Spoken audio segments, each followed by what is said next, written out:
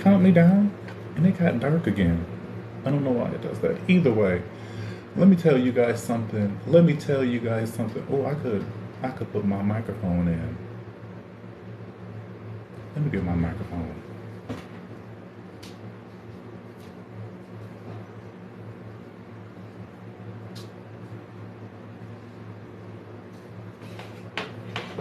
Let me get my microphone. And then that means I can only talk until my phone ready to die. And so now I should have been charging it. But I'm not going to be on here.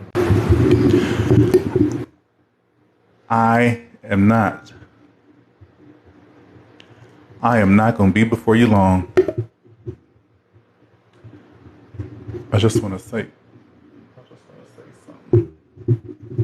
I might talk about two things. I want to talk about one thing for sure. I just watched the Orlando Brown interview on Cam something, and I'm also sick of these light-skinned people that get into, and it's not colorism.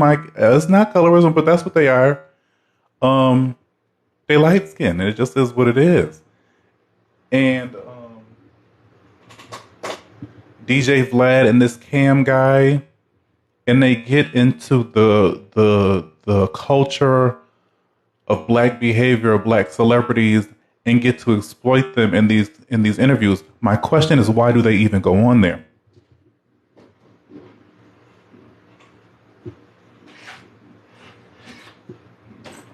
Let me use my makeup case. That's too big.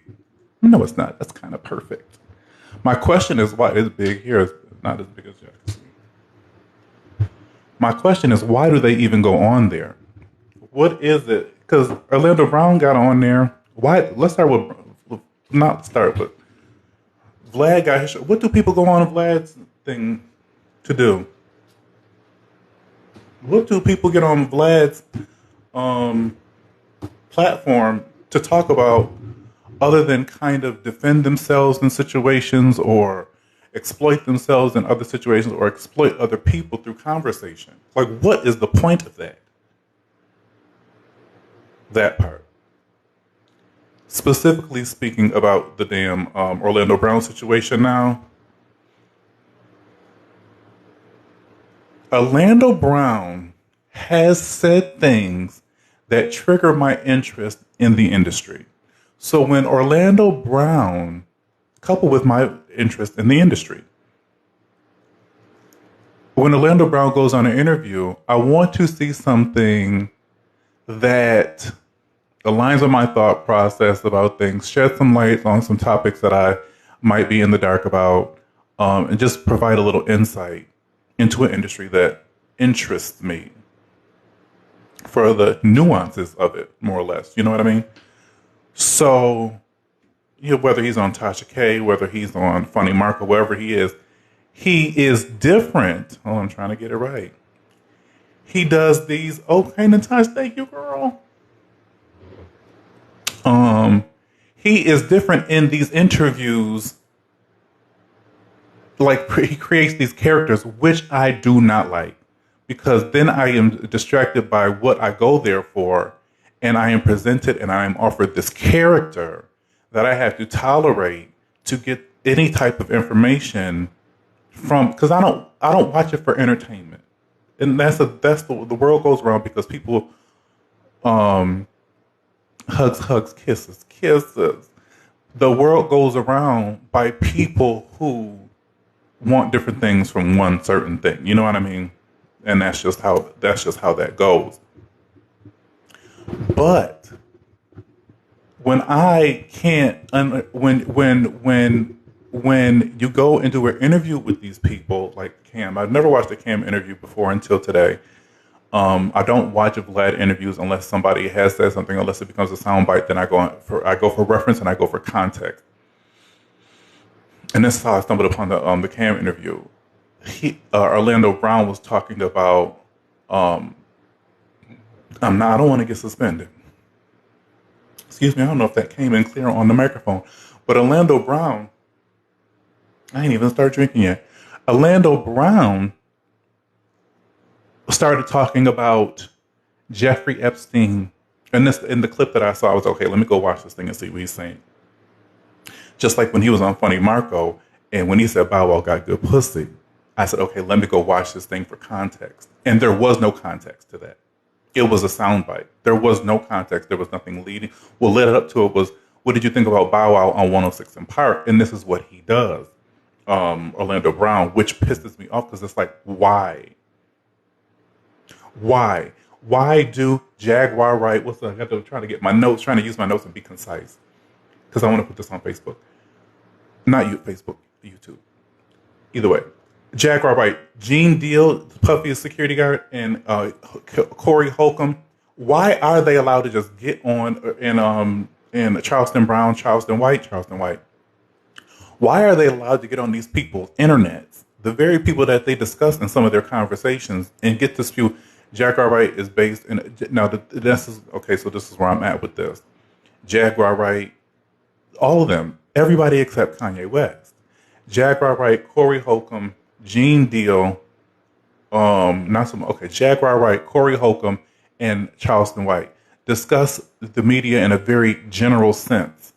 Bring up a topic, they'll bring up their opinion.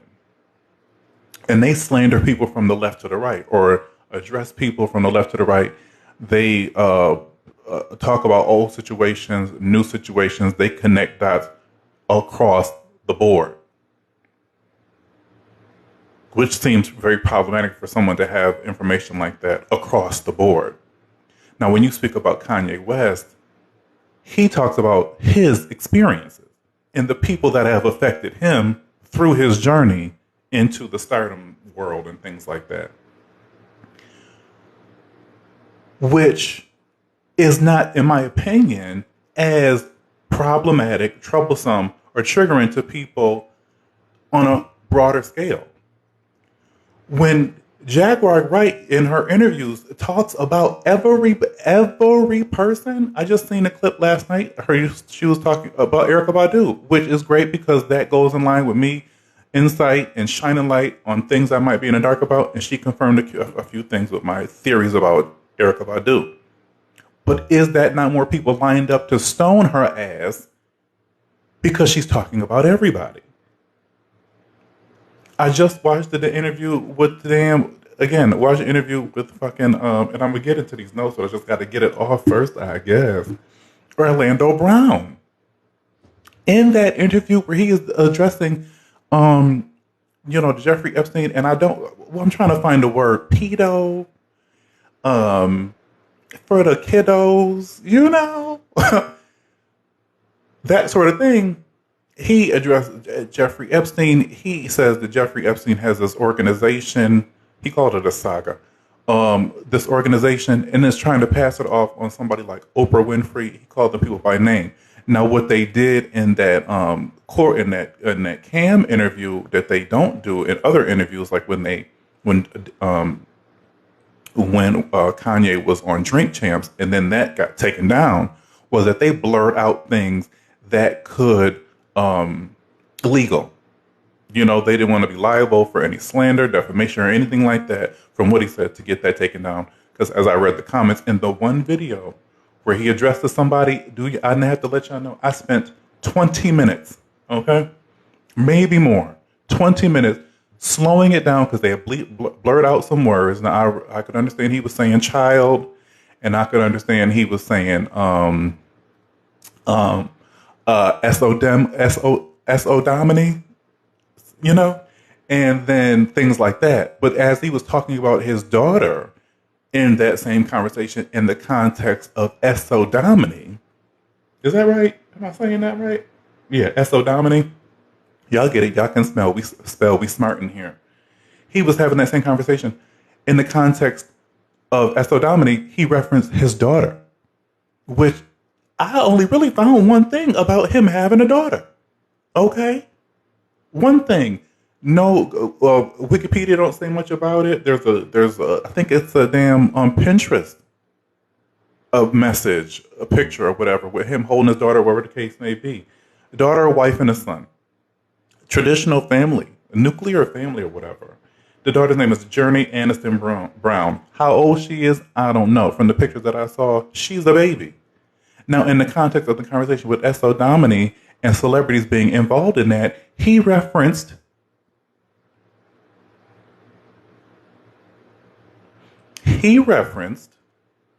a very extremely prominently well-known media artist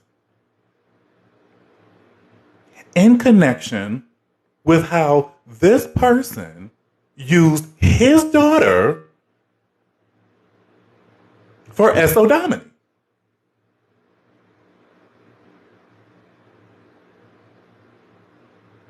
Because this person actually did this to my daughter, is what he said. This famous person is a leader, one of the leaders. She's extremely into it. Esodominy of the kiddos. 20, they blurred out. He said it. He said her name. Blurred it out. It took 20 minutes to read his lips think. Now on Facebook, y'all know y'all can zoom in real close. And that's a new feature. You could always slow it down and speed it up. 20 minutes. I'm not going to say that. Should I say the lady's name? Y'all got to double tap the screen or something.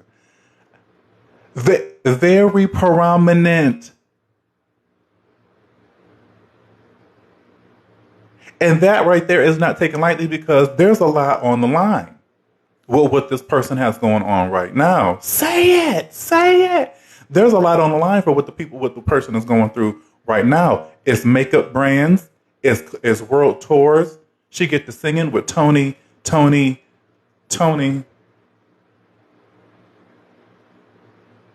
Benet? I'm going to say Tony Danza. But y'all see where I'm going with this, right? He referenced this lady by name in this interview. And obviously in the interview, he told him, Cam or whatever that shakes the, if you will, Tony Bennett, told him that, I don't even know, Shakespeare might get me canceled too. I don't want to be real. But,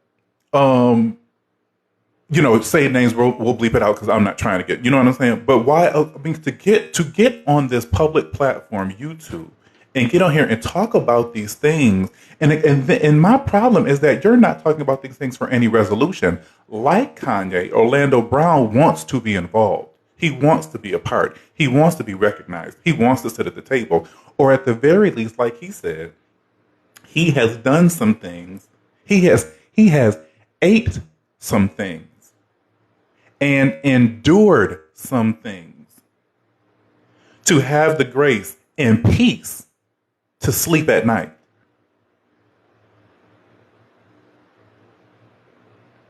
So for me, in my quest to getting valuable information, now I mean, is there, you have to dig through it with him because he'll say one good thing and he'll say 15 fuck shit things. And then he has this whole production because at the end of the day, you have to recognize that's an actor.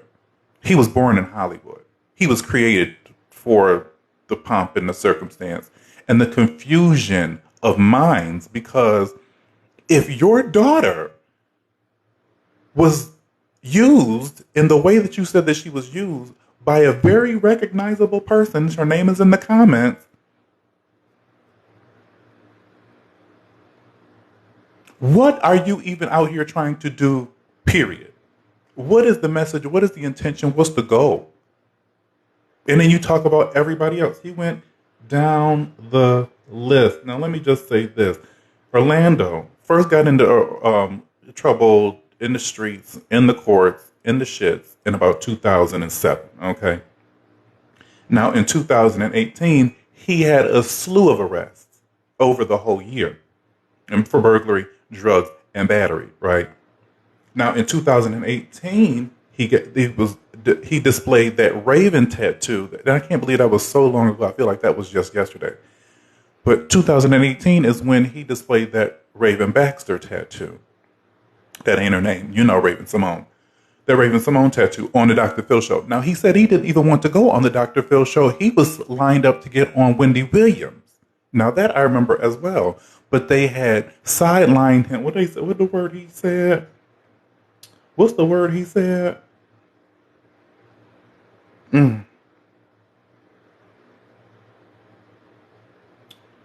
I didn't even write. I thought I had wrote the word down. Either way, they had hoodwinked him, bamboozled him into getting onto the Dr. Phil show, even though he was trying to get on the Wendy Williams show. Now I could only imagine what the Wendy Williams show. But then, and this is where I'm at. This is where I'm at with all of this, okay? Too, because like I said in my other video, first of all, TikTok got me on punishment. 3-digit views is not nothing I've been accustomed to since the beginning.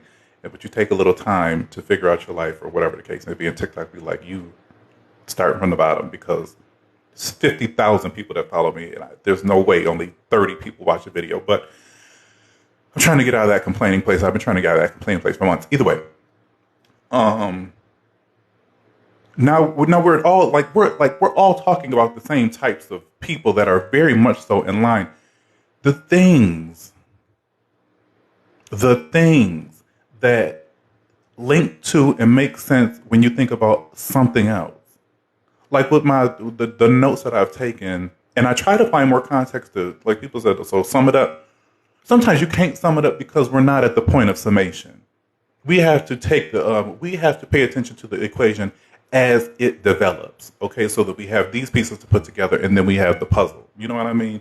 You can see the puzzle form with the pieces, but you might not have all 956. You might not have all 1,000. You might just have 956 pieces, but you understand the situation right there. But you just have to see it. You know. So I say that because we have Orlando Brown, couple of all those people that I knew before about the Jaguar Rice, the Gene Deals, Corey Holcombs, and the Charleston Whites. These people come. See, and that's I just don't even know what to say about that, Natasha, because that's the major problem. You want to know why?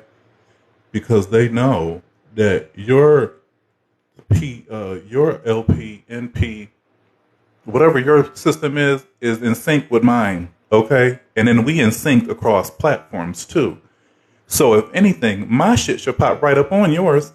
You know what I mean? And follow each other, do all the things. So that's the shit with TikTok. And like I told you guys before too, you know, I'm not about to be out. And listen.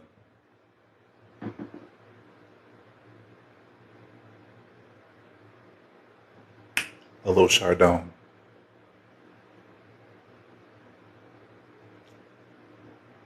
I got to do me.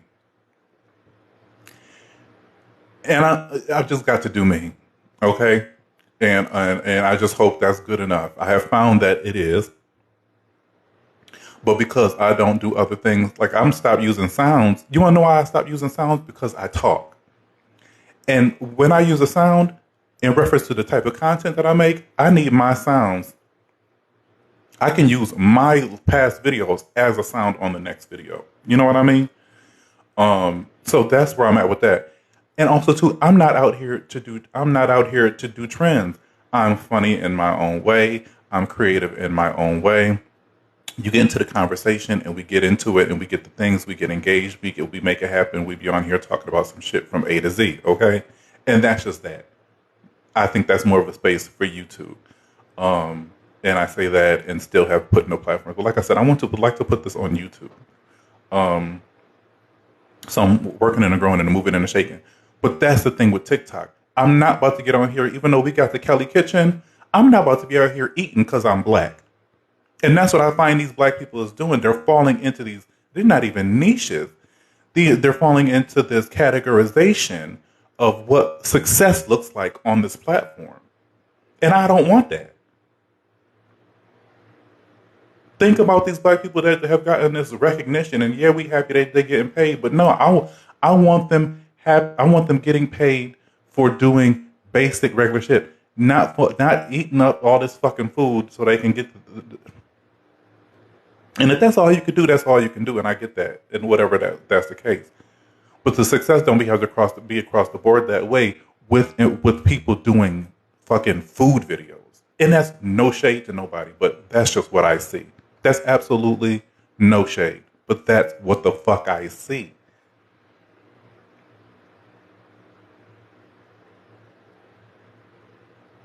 What that is, I'm not sure. Why I do it, I don't know. But it's not too many. I only know one makeup. And listen, as the way they push And should I say people's names to make it make sense or whatever? But, Beats by Deb came out of nowhere. And now she's everywhere. There's so many people, so many girls guys that do, it's the girl, I don't know what, there's nothing special about the girls that do the makeup. And that's the thing about how it even happens, okay? And then the guys that do makeup are these flamboyant, over the top, and quite frankly, and that's the thing, somebody came on here and said I'm a mean girl. I'm a bit mean girl, but I'm just perceptive and I see the things. I like Deb too. But I don't think there's nothing special about it. Now we got the girl Nevaeh, or whatever the case may be, which has gotten so much recognition. And if I think somebody should get some recognition and appreciation and things like that, and I don't even know if I'm saying her name right, but she just did the makeup for SZA's album, covered everything. That's that. Her creativity, for this age of where we are in makeup, people want to get on here and do makeup, which I thought I wanted to get on here and do, but that's not my calling on TikTok. Even though we do the, get glam hoe, but that's just one of the many facets of me either way. At this point now where we're talking about doing makeup, we need people coming up with new ideas. Like when the P. Louise fucking videos come across your screen and that shit that they do with the close-up of the eye and all of those intricate things, taking ideas from her, we need to see more of her. But we don't. She don't fit the mold. But only by, I think, through the support of the people, and thankfully for the recognition from SZA, now she's in this global thing, or you know what I'm saying, this international, let's just say international thing. She has more recognition. But this is not by her sheer fucking talents in the beginning, because she should be further than where she is right now. Now, maybe she got the hangups, I don't know. And that's the thing, some people have the ability to just fall right into the levels of success or whatever the case may be. I don't know. But in this climate where, I'm gonna tie it back to what I'm talking about right now, but in this climate where where information and content is so saturated on these platforms, you could have a better variety of people experiencing the same levels of success.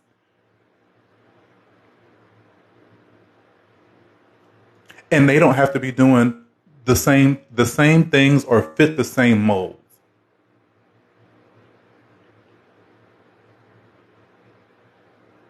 Or people are buying into these characters, and let me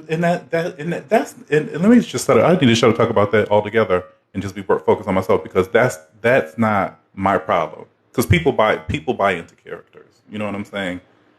And that's just gimmick, and that's the thing, and that's whatever that is, and that just is what it is.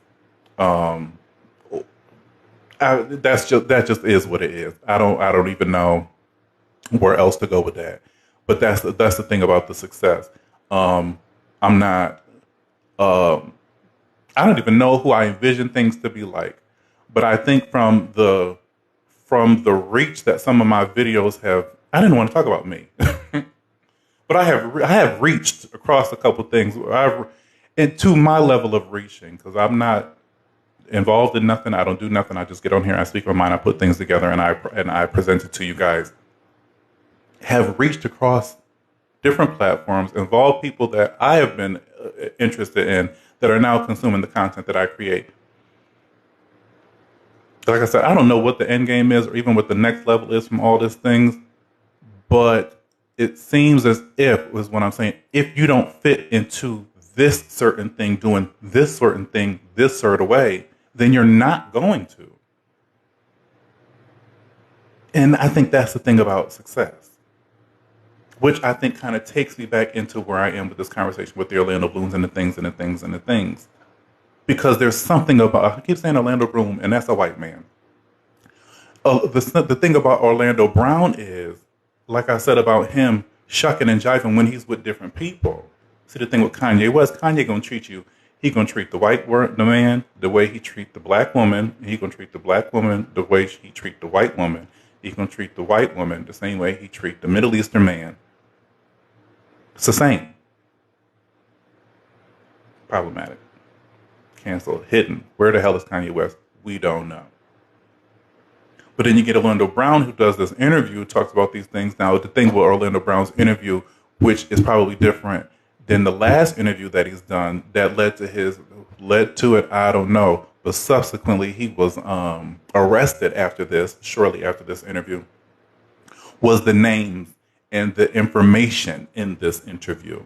The fact that he was addressing, the panda things and the child, the panda, how that's, equated with the children and the pedos, you know what I'm saying, and things like that, dropping the names of the people that are involved in things like that. That is why Orlando Brown is nuts. He's so nuts that I think they allow him to even get on there, and it doesn't matter what they say, what he says, because people will either laugh at it or people are not going to look too far into it. Like I said, that part with him talking about Stephanie, that should be everywhere. But it's not. Just like when he said Bow Wow got good pussy. One of the best lines of fucking 2022. That went nowhere. I mean, I don't know. I say that because what exactly are we paying attention to if we're not paying attention to the things now? Bow Wow having good pussy is not, it's not groundbreaking. It don't create change and it don't put no money in nobody's pocket. But the fact that the situation around that is that we overlook information because we don't understand it, we don't want to understand it, or it's not presented to us by somebody who we don't take as credible. He said it like he got firsthand knowledge. But then that goes back into him saying, I ate some things and I've endured some things that had to allow me the grace to do the things that I do and give me the peace to sleep at night. He said, my daughter was used by this famous female artist because she has an extreme interest and affliction with esodomy. Esodomy. No N in that. But people overlook that. Because like I said, he's so nuts with him being born in LA, being born in Hollywood, wanting to be successful, having that taste of success and everything that comes with that. And then being pushed to the outskirts. But because he has this grace, he's still able to function. Those little nuggets that he drops in there and other things that he talked about too, I'll get into that, but other things he talked about too are overshadowed by the spastic, ridiculous, obnoxious behaviors and mannerisms that are weaved in between the things that he says that are of value. Because you can't come out here looking like well, I look kind of crazy right now. But I'm not spastic and I'm not obnoxious. But you can't come out there, you can't go sitting on somebody like Vlad's thing, and you can't go sitting on somebody like Cam's thing, talking the shit, and you look together. This is gonna get me killed. But this is where I'm at. And you wanna know why I'm here too? Because it's the same, like Orlando Brown said too. What he said, I was equating how everything lines together. Because the video was up where yesterday I spent 3-4 hours getting into Rob, Britney, Kanye, Diddy, all these people, that Lou and Sam, getting into these people that create this, that build this equation, that put the pieces into the puzzle to make the picture more real, to make the picture more realized, more visible. Orlando, pay attention to the details. Orlando talks about Jeffrey Epstein. He said Jeffrey Epstein, I'm sorry, can you guys hear that? Probably not, I don't know. He said Jeffrey Epstein's probably not dead because, we know Jeffrey Epstein not dead because don't nobody that connected spend that kind of time in prison. Because it's not like Jeffrey Epstein's no fall guy. Okay. And what they needed, he's the type of guy, because of his connections, he's the type of guy to be able to set it up that, okay, if I do this, then I can do that. If they take me to prison, I can easily slip away because people think I'm here, but I'm set up over here. If somebody like Jeffrey Epstein was planning private events on a private island with heads of state, do you not think he has the connections to get into the pockets, the minds of some local police officer and whisk him away in the dark hours of the night and throw him in the back of a fucking truck? See, a nigga like Jeffrey Epstein, he riding in trunks. They're not too good that I need to be front seat shotgun, or it need to be some screened up, what you call them, tinted up sedan. No, put me in the trunk of a 94 Honda Civic and get me to the damn to the station, to the damn the tarmac. I got to get out of here. Jeffrey Epstein doing things on the plane. He said he called it a saga. Without doing things on the island. He called it a saga. He talked about, and these are the things that make him sound crazy, but you can't even try to. And like I said, I watch for different things than other people watch. I don't watch it for entertainment. I'm watching it for nuggets, and I'm unentertained by the elements that come along with the nuggets, because not for nothing, he has things to say.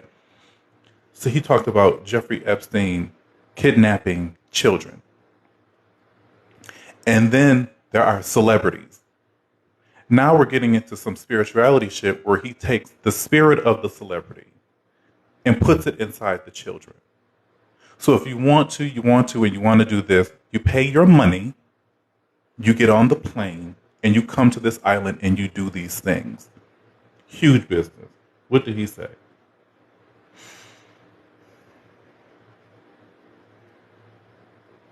Oh, he called it a major market.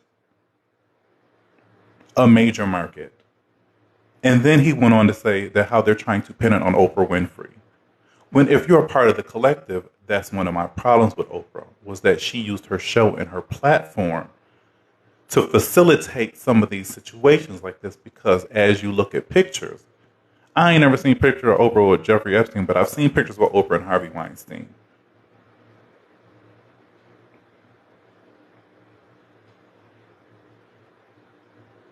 Just the gallows, just the picture at the gallows. But if people knew about R. Kelly, if people knew about Bill Cosby, if people would know about Harvey Weinstein, the same way Beyonce ran from Jason Lee, I don't want to be associated. You will not have a picture with me associated with the person. And that's the thing about pictures. Pictures are political power. If I have this picture of you with this person, this means something to somebody that is able to make things happen. If you understand it, you do. And if you don't, you don't. And that's the thing about Kanye West interviews. Because the way he talks and the things he addresses are specific to him. If you don't know the players, you don't know the game. So there's that.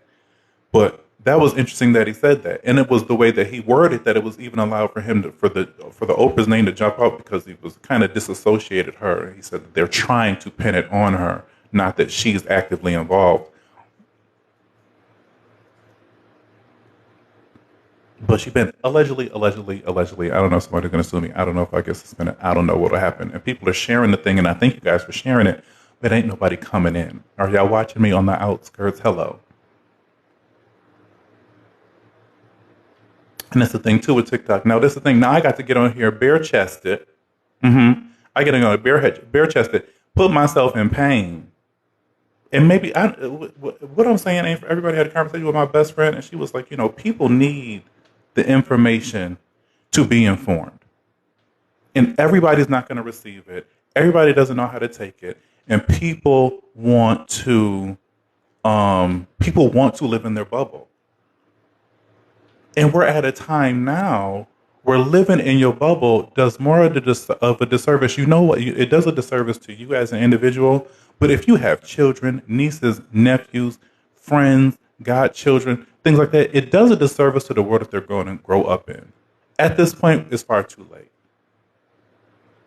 And I guess that's a double entendre or whatever to say to act now, but it's far too late. But at least be aware. There's things I think we could do in our actions and even in our understanding that kind of slow the process of whatever all of this stuff is. But we continue to go on because that's just how the world is set up. Listen. The thing with Buffalo, the football player in Buffalo.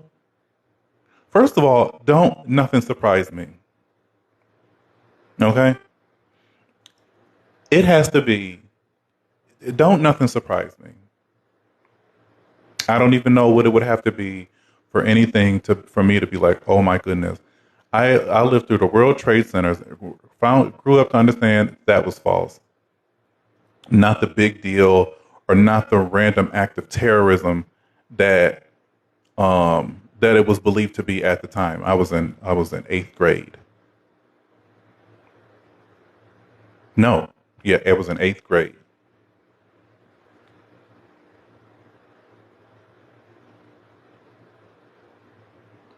You realize things as you get older.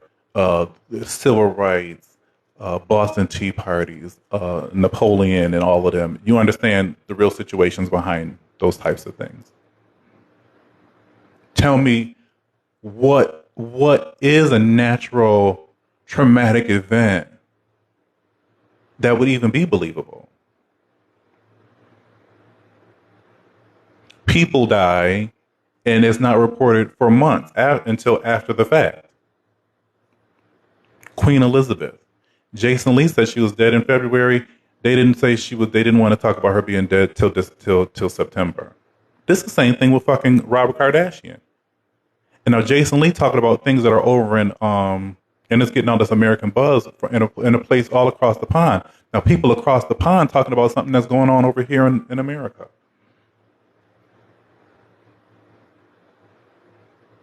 But American news is not discussing it.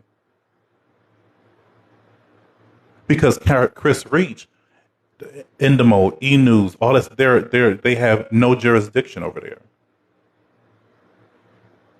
Just like Scotland Yard and whatever is over in England has no jurisdiction over here.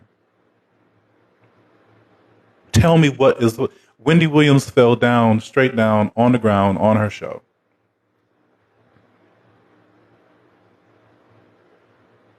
And that's the thing too. Experiencing things, I've experienced some spells, you know what I'm saying? Things like that.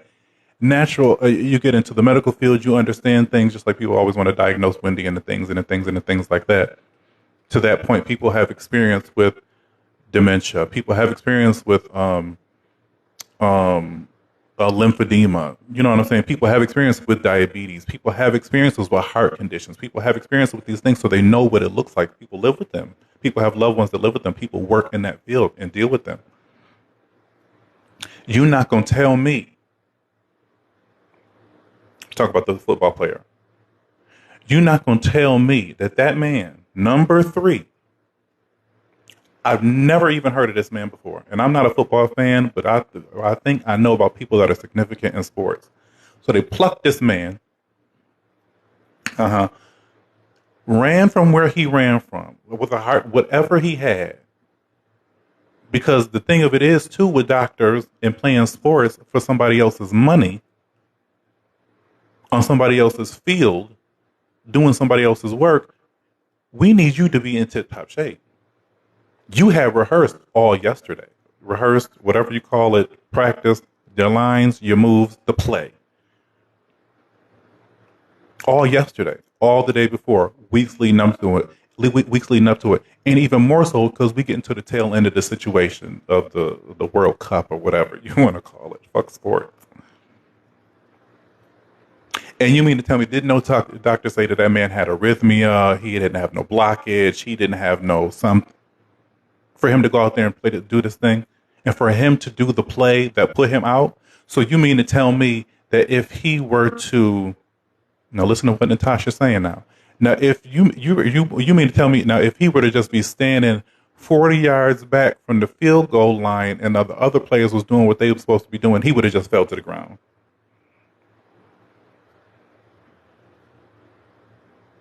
Because obviously it was that bad of a situation. He didn't even tackle that man, and no, he tackled him.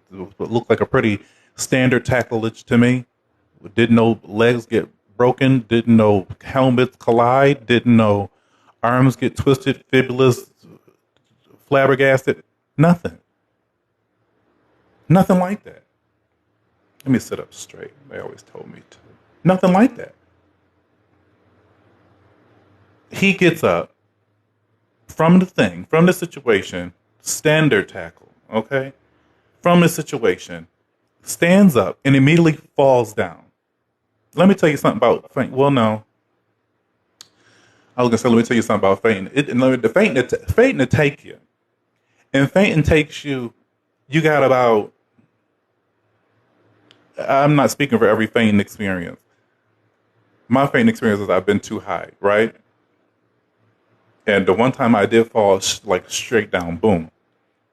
And the other time I did do like a more of a passing out thing, fell forward. I was in motion. When I fell straight down, I was just standing. I felt it coming on. I knew that something wasn't what it was prior, I was fine, nothing major, nothing serious, or whatever the case may be. But for him to have experienced that standard tackle, and now what they're saying is he had went into cardiac arrest, that is not the natural way experience. That's just, like I said, my fainting spells have happened when I was high. If the man was high, they're not going to say that. I doubt he was high playing in the fucking football game out of the city, and it's around the time of the Super Bowl. And as from what I'm understanding, the Bills got good odds. But if you're not from, well, now you don't even. And we're at a point now in Buffalo's bullshit that you don't even have to be from Buffalo to understand the things that are going on in Buffalo. 3 major events. 3 events have made it to major news. That situation that happened with the football player, 30 minutes after that, every news outlet was on it. Every news outlet was on it. You don't have no time. You just don't have no time because you don't have no information to put out for you to put out something like that. Unless you know what the hell is about to happen. Unless you know, you got to gear it up. Just like these packages. When Barbara Walters died, don't you know ABC been had that package ready at least 2 years and been refining it across the way, prepared for just such an occasion. They didn't whip that up the night Barbara Walters died. That's not the level of preparedness that comes with being at that level of information and entertainment. But for him to have fallen and not even made it to the back of the damn locker room first before Shade Room, CNN, and On Site is talking about it. What do y'all even know? And like I asked my friend, what made that situation when he fell to the ground, what made it so different? Or maybe, what made it so different than anybody that falls to the ground or gets concussed and things like that? And they bring that 4x4 out there and throw them on the flatbed. Thrown him on the flatbed and took him back to the back of the thing. What made that situation so different that it needed to get the ambulance on the court to make everybody fall down to their knees? That's the Barbara Walters probably been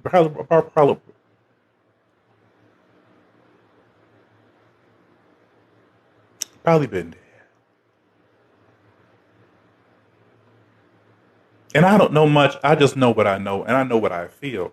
Like when I made that video, I made the video at the top of the year, and all them bitches is dead. Barbara, Angela, and fucking Elizabeth.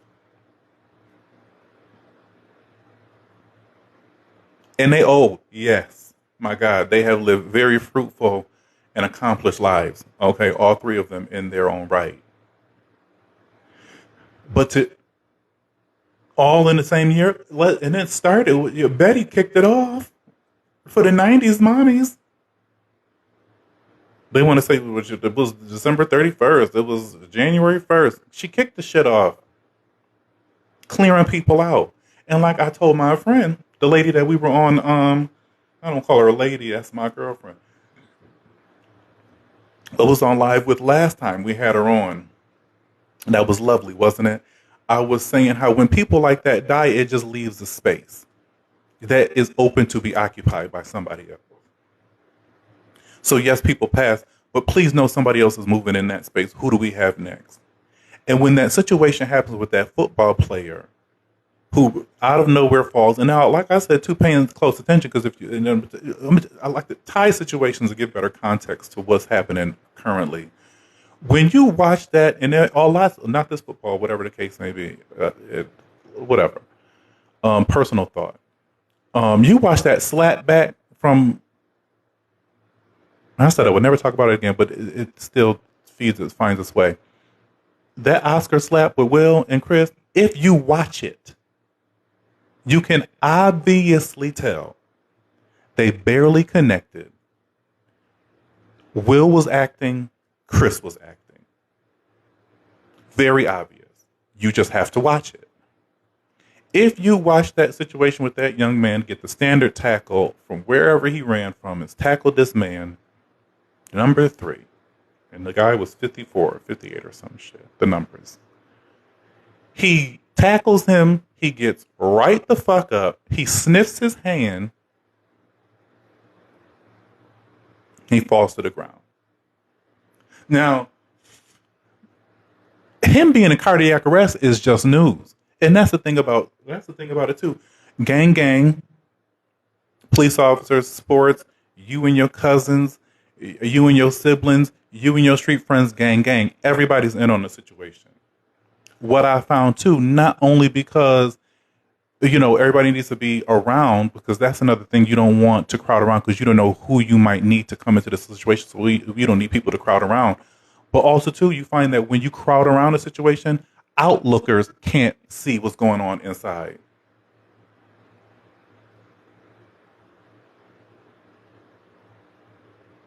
So if they talk about he ain't moved the muscle, you would know that because they did not allow you to see that. And you think them other football players is going to snitch and ruin their careers because this sort of thing that doesn't even affect them directly, and whatever the case may be. He's not moving, cardiac arrest, wrist stored, tube down the throat, and things like this. And what aggravates me, what annoys me in sports, I'm trying to talk about Orlando Bloom and things, but all of these things, is people gonna want to pray for him and the fucking family. Like I told my best friend, he either got $10 million or he was used by somebody else to affect something else, or his family is being set up, his daughters, his kids, whatever, are going to go to college, whatever the situation is at the end of the day. Because when you look at it again from a fan or from a sports person standpoint, to stop the game before it even really started, amidst this series of games, the Super Bowl is in 30 days. What does this stop in this game? Whose pockets do this benefit? Only been in the league 2 years. Plucked for just such an occasion. Who does this stand to benefit with them canceling this game over this dramatic situation? So dramatic that people have to understand and agree with it. Because it could be weather, it could be, the deflate gate. It can be things, you know what I'm saying, that might seem a little bit more palatable, the referee, whatever, you know what I'm saying? But this dramatic show of, okay, we're going to run the plays, and that's the thing too about practice, running plays. He's going to do this, he's going to cut left, you're going to come up from the thing, nobody's going to block you, so you're going to have a clean shot to get him. Then we're going to cancel the damn games. Now, logistics alone. What the hell follows with the logistics? And it's not even about, because like I said too, now he's a Bills player. People in Buffalo, pray for. With everything going on in Buffalo. People still want to send outside prayers to things that do not affect them right here, right in their situation. Nothing to do with it.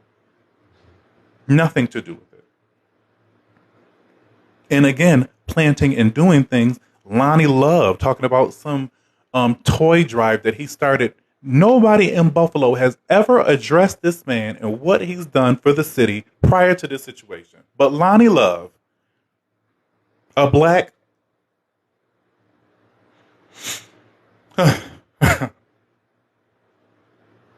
gonna talk about something he's doing in the city. I'm not even sure if she specifies. She just talked about some charity work that he does.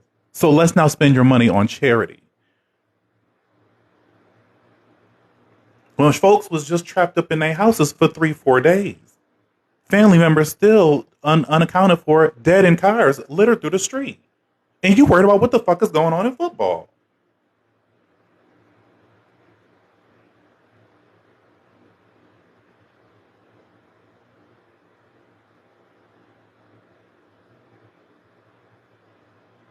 She's a black Ritz cracker lover.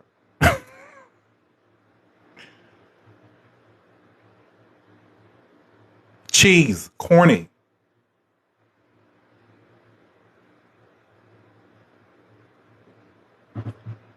That wasn't the mayor that said that.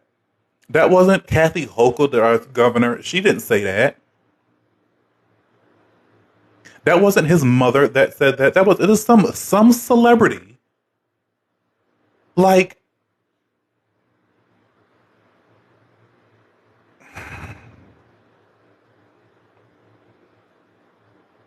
wake the fuck up.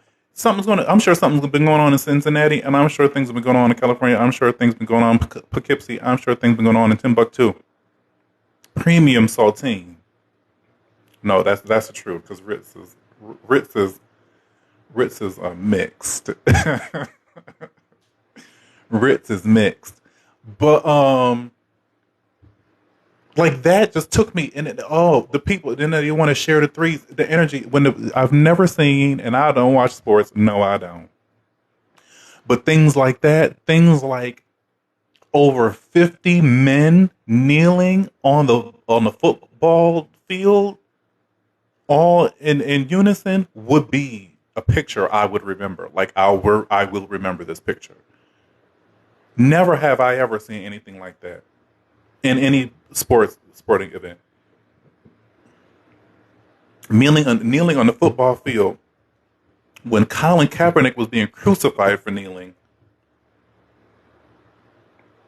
And you think them people was over there praying? You think somebody in there was talking about, Lord, please? You think somebody was in that line, saying that? Half of them men don't even worship or believe the same damn things. So what did you have to do to get them to kneel down on that ground like that?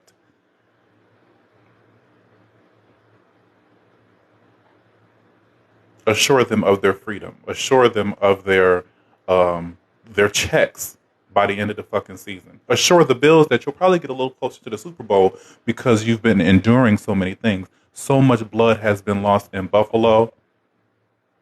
So many sacrifices. So much ritualistic things. So many casualties in the city of Buffalo. And it's not on willy-nilly behavior shit. This is intentional. And I'm not talking to Buffalo people, so I'm not going to drag y'all. But hopefully with what I said, with a little passion behind it, you know what I'm saying? You might be able to pick up and understand some other things that are happening in your area. Back to Orlando Brown, okay? I'm asked. He said something about getting trained by Eddie Murphy. He also said something about the people that he talks with. And this is the thing. He said something about the people that he addresses, the Eddie Murphy, Jay-Z, the people he talk about, Cat Williams, things like that. He breaks bread with these people. He's also a believer of the shedding the skins, and Brittany Griner is Richard Ramirez, and Richard Ramirez is Brittany Griner, and Brittany Griner is Jay-Z. One game away. That sort of thing. DJ Quick is Dr. Dre. Shed your skin, you never know who you are. Shed your skin, you know. So when he talks about breaking bread with these people, I'm not exactly sure because in that same in that same context, um, Cam asked him, "What do you think about?" And he does not answer the question. He doesn't answer the question with any information that even sheds any light to the question at hand. He goes off on tangents and addresses things. And that's the thing about him being deeply affected by things. He addresses situations that affect him, and that his emotions and his response to those questions comes out, and it don't have anything to do with the question at hand. But Cam asked him, okay, Kanye West came out and said that his mother was sacrificed. And that too, big fucking news. I made a video about that, just a little video, but people don't want to fucking hear that. That's huge. No light, no shine, no nothing. That's why people like Joan Rivers and Wendy Williams is down and out and down, respectively. Because, first of all, imagine the things Joan Rivers would have to say about all of this shit that's going on in the world. And two, what do you think Wendy Williams, like I said, her 21-minute segment of Hot Topics was a very controlled situation.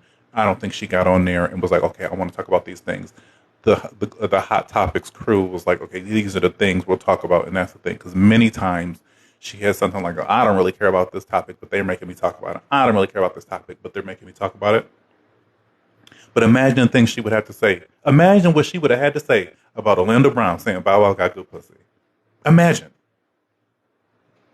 Imagine what she would have to say, especially coupled with the situation that she had with her mother. Imagine what she would have to say about Kanye saying, and I say that because everybody has had something to say about it. I've had something to say about it. But Wendy and Joan have been involved in these elements, in these areas, and have built their careers on commentary on these things. So Wendy and Joan is going to take what they said back in 1999, early 1800s, late 80s, up into the 2000s, in these same theories, and be like, okay, well now this is, remember I said this, and remember I said this, that, and the third. They're more connected to the news. So their opinions kind of have more weight because it's like, okay, I just said this. I was like this when I said that. And this was this when I said that. That's why they took Wendy shit off the fucking internet. And that's why Joan Rivers.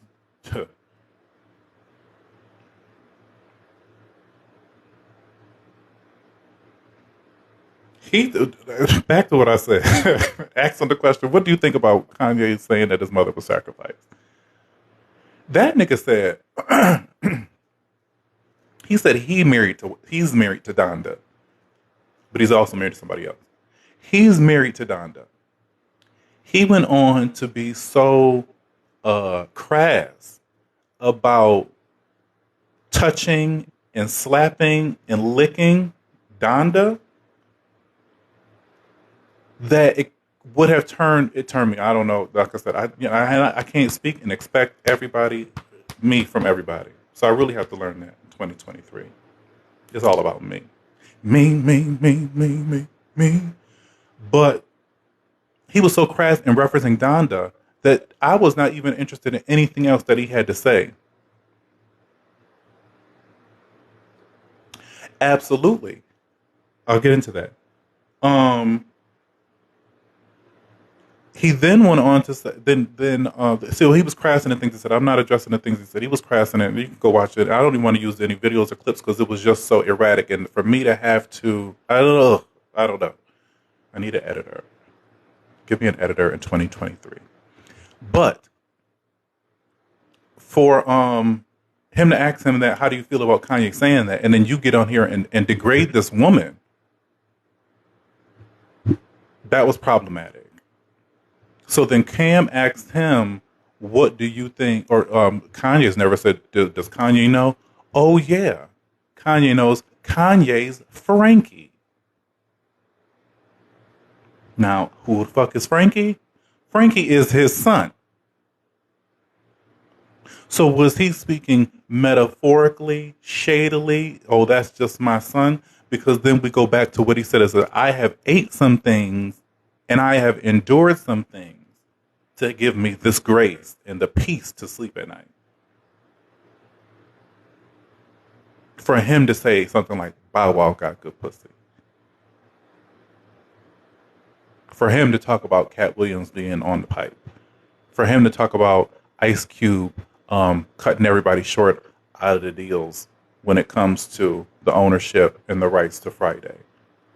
For him to have these opinions on these things across the board and to degrade that woman the way that he did, and even Kim Kardashian.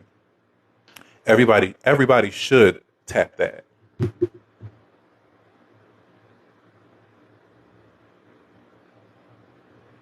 The takeaway as I say it out loud and with me having experienced his demeanor and that sort of thing is like, okay, so what, like the players at hand, like, how do we get here?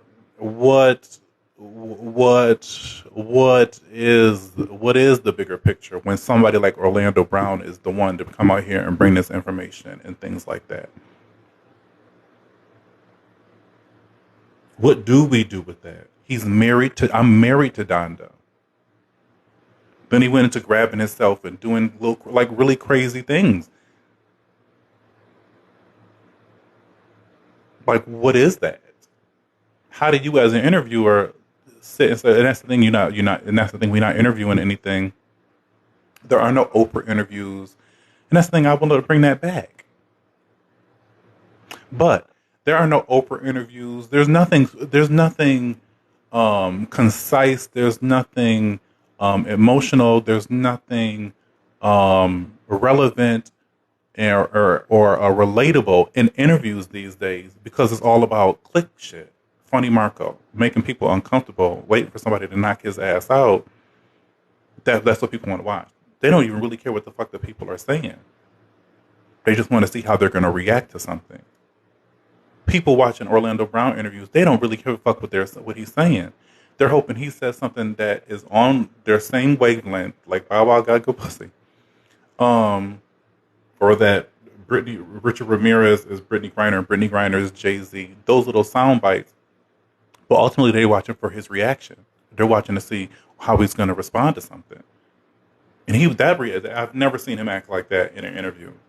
And also, too, why do you want to interview somebody that you already know is off, but then they come into the interview high as hell? Why do you want to even do that? Because that's for clicks. That's for clicks. And it's all about clicks. Like I said, my 300 triple digit views is not hitting it for me. You know what I'm saying? That's not on the people. That's on the platform. Because what these videos that I put out, the videos that I put out, there's a space for everybody in the videos that I put out. There's cooking videos with millions of views. There's makeup videos with millions of views. There's commentary videos with millions of views. And when we have the sizable family and the collective that I've built here, there's no reason I should have 300 views on anything. But like I said, if I get naked or get some nails or do some shit like that, then I might be more inclined to. Now, when Nataj says, would he have had some say in his mama's sacrifice? He would have some say in how he wanted his career to go. And I feel like they get to a point where the questions are asked, you have this crossroad where it's like, you can either do this or you can either do that to get you to the success, or you can not do anything and then you go back to 200 views. You know what I mean? That sort of thing. And you do. If they said to Kanye West, you will become one of the richest black men in the world, you talking to a sociopath, narcissistic, creative black man from the womanizer. Yeah, I'm gonna turn these $20 polos into a $20 billion clothing business. Yes, absolutely. And that's the thing about Kanye. He thought he was going to be at these tables and didn't. I don't think he fully understood, regardless of his impact. And that's what you could say about Kanye. His impact is lasting, regardless of his impact. That he would never be considered an equal.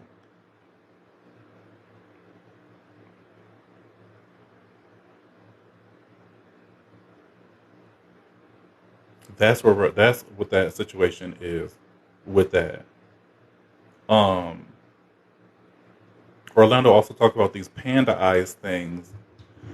Pandas. He talked about these panda eyes things, and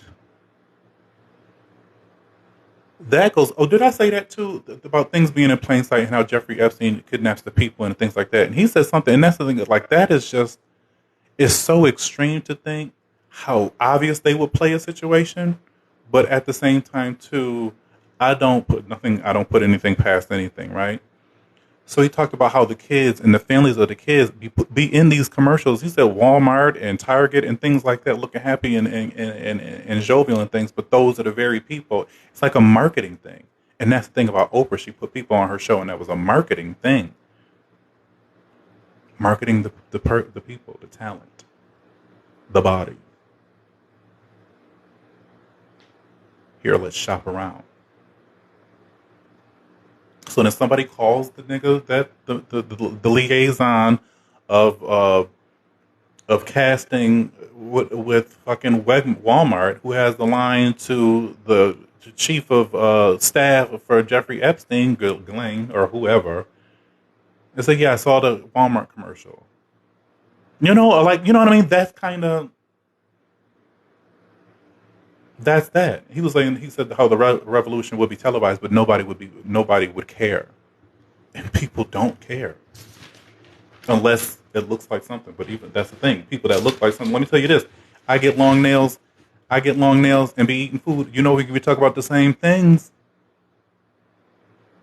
Because let me tell you something. First of all, I've been passionate about it, and now I have a platform about it. So I have the responsibility, especially when I did the numerology video. And that's not even really a numerology video. More the geometry is the proper reference for a video like that. But it was just putting the pieces together. But even with that, I feel more of a responsibility to be more informed in the information that I present. That's why I'm going to start using what's his name, the guy, because he not that he does the work, but he puts it together. And that's one less fucking thing that I have to do, coupled with everything else. And I think maybe that'll get me somewhere as far as like I'm not doing trendy things, I'm not dancing, and I'm not using sounds. But if I share the platform with people who are doing the work as well, I think just as helpful for everybody, more so the collective, to give you guys the information that backs up, you know what I'm saying, or even provides the tools to bring you the information that I have, you know, whatever the case may be, that sort of thing. I'm not gonna get into Britney because I'm working on that, and with Britney and Rob, and it's just such a thing.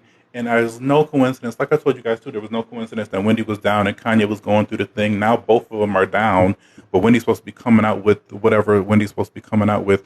It's just really a mess. It's just really a mess. But we got the sports things and Buffalo providing some distraction. And like I said, other things going on in your area, and people want to have kids, and these celebrities want to look nice in the holidays. You know what I'm saying? Things like that. But there's just such a bigger thing. I told you guys, 2023 is going to be. I told y'all this in the summer.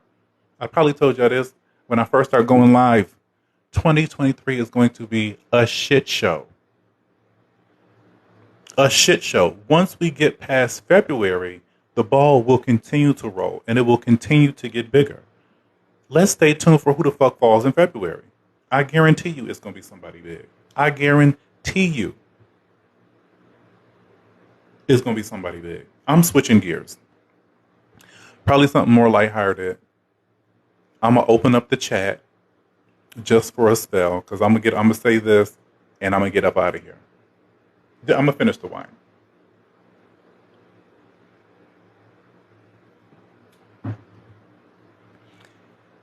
Did y'all watch Best Man? So we talk about everything. Did y'all watch Best Man final chapter? Now let me tell you this. I remember I'm equally the same. I had never seen. I have never seen. I want to say I had never seen.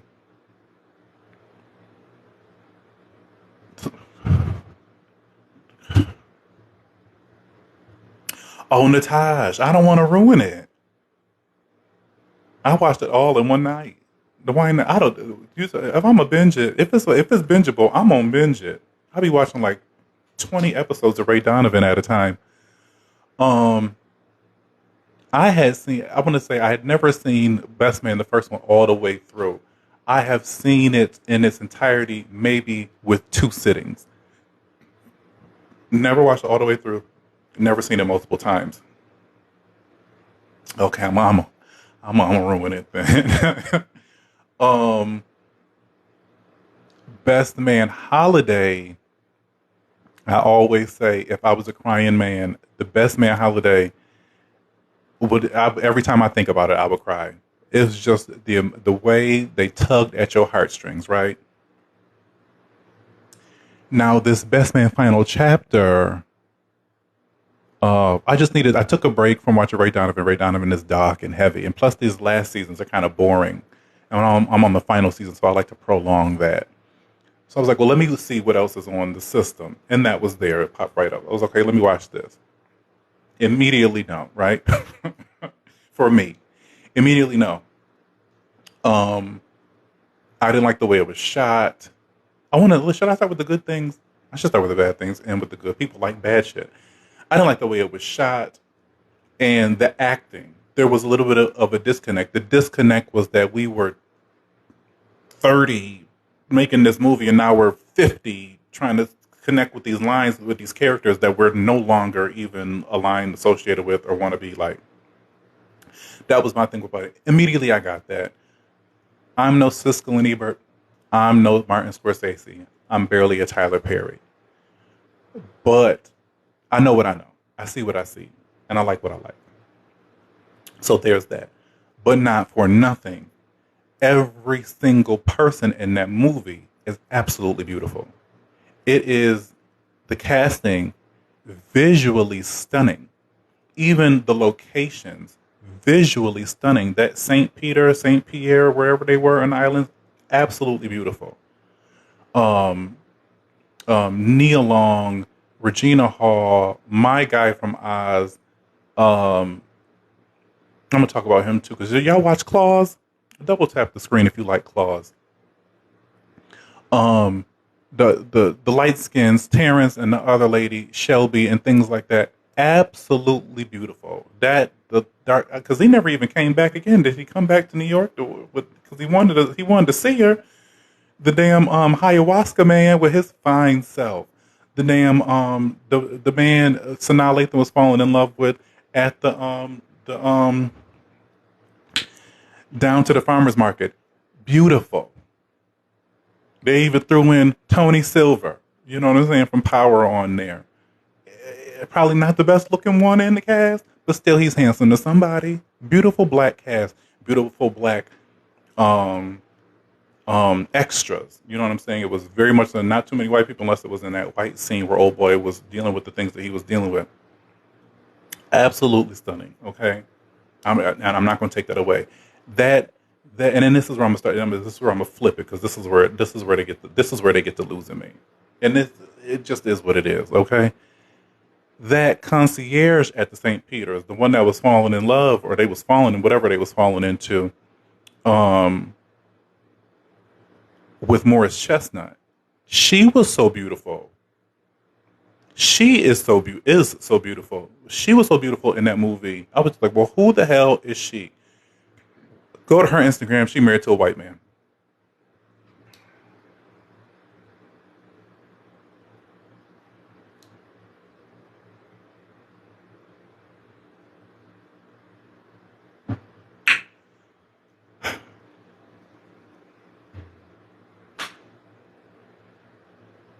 Things just can't be.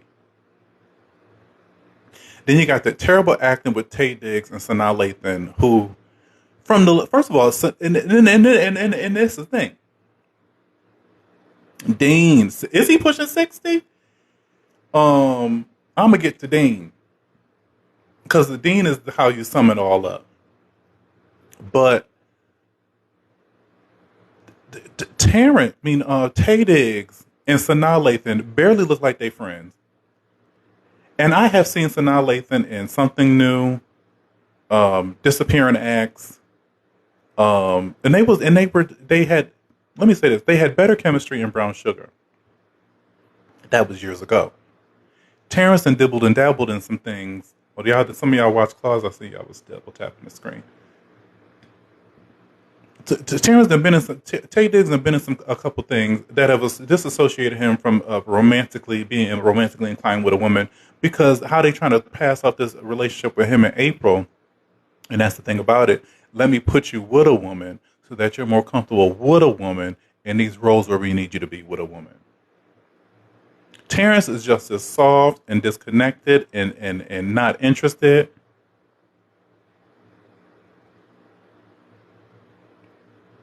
With a woman. The kissing scenes were so uncomfortable. It's more believable to see Queen Latifah kiss Adam Sandler than it was to see Tay Diggs and Sanaa Lathan kiss. I have seen Sanaa Lathan kiss white men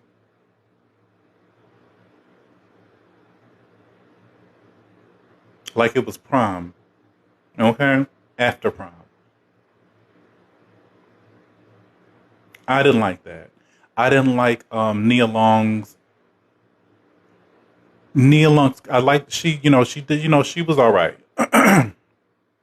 She was all right, but it was more so her voice and her tone. Did she need to? And as I'm talking these things out, being critical, I'm also considering because if they're like I said, the disconnect between them kissing was foreshadowing for ultimately the situation that they would find themselves in by the end of the series, right? And then Nia Long, with that white voice, obviously trying to acclimate to the business and her position and be taken seriously. But she was talking like that to her friends. So I don't know. Regina Hall and Dean is not his name. Munch. Regina Hall and Munch were great. They had the great chemistry and things like that, whatever the case may be. So there was that. I don't want to I could get too critical. I could talk about the details, whatever the case, but that's not exactly what I want to talk about. I could frame it this way. People on Facebook, my people on Facebook, but y'all really my people over here. I can't stand what's going on that blue F. But the people over on Facebook were like, oh, Best Man Holiday, good movie. Best Man Holiday, good. Good. You know what I'm saying? So I'm like, well, okay, well, not that watching that was like, okay, let me see what's going on. But, if it's good, whatever. It's good, okay, let me watch it. There are so many things that happen in that movie that coming away from that and saying, oh, it was good, just does not do it service. You can be critical, you can be analytical, you can be moved. There's so many different feelings that you come away after watching those eight episodes. Thank you, Holly. Hey, girl. That you can come away with after watching those 8 episodes that supersede a good. And that's what I'm saying about people just live in their bubbles and don't try to do too much. Because the reflection, besides the fact that They were so intentional, and this is why I like white programming, because they don't try to beat you over the head with so many social constructs and this and the struggles and this and that and this and that. It'd be with the storyline, it'd be the plot, it'd be great acting, it's shot beautifully, and they get right to it, like Big Little Lies. You know what I'm saying? Something like bing, bing, bing, bing, bing. You know what I mean? Not like oh, then we're gonna throw this on, and then we're gonna throw this on, and then we're gonna throw this on. Happy New Year. We're gonna throw this on them. I don't like that because that's not every black person's experience, and that's not also something traumatizing that people need to experience or expect when they watch our beautiful black people perform on television. That's where I'm at with that. So I made the stat on Facebook after watching the series. I said, what did Best Man's Next Chapter not touch on when it comes to social and cultural issues and things like that? No responses, no likes, no nothing like that, because people don't want to talk about those situations. As I was talking to my best friend about it, we got 8 people, 6, 8. Let me count it right. We got Morris's fine ass, literally fine ass, because when he walked down to the pool, okay, first of all, him coming to the door naked. And this is the thing, too, about the distraction of it all. Because at the end of the day, first of all, it's undeniable. Like I said about them Kardashians. You might not like them, but it's undeniable. And you might subscribe because you know it's going to give what it's supposed to give, right? The distraction of the fineness from Morris Chestnut. Now, chocolate might not be your thing, and I'm sorry, your eyes is broken. But Morris Chestnut coming to that door. I'm sorry to any straight men in here that don't want to hear. Coming to that door half naked like that. And then to cut into the damn to the back of that Suburban, and he's fucking the limo driver.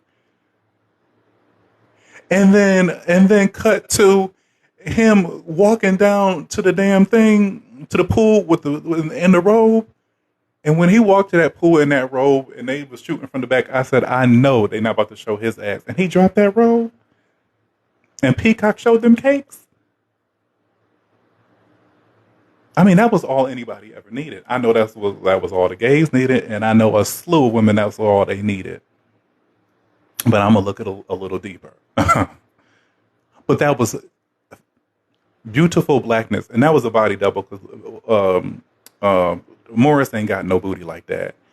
But it was a beautiful body double, and I'm thankful for that man for his service. But all of those things, that's the thing. You get attracted and distracted, and you overlook it.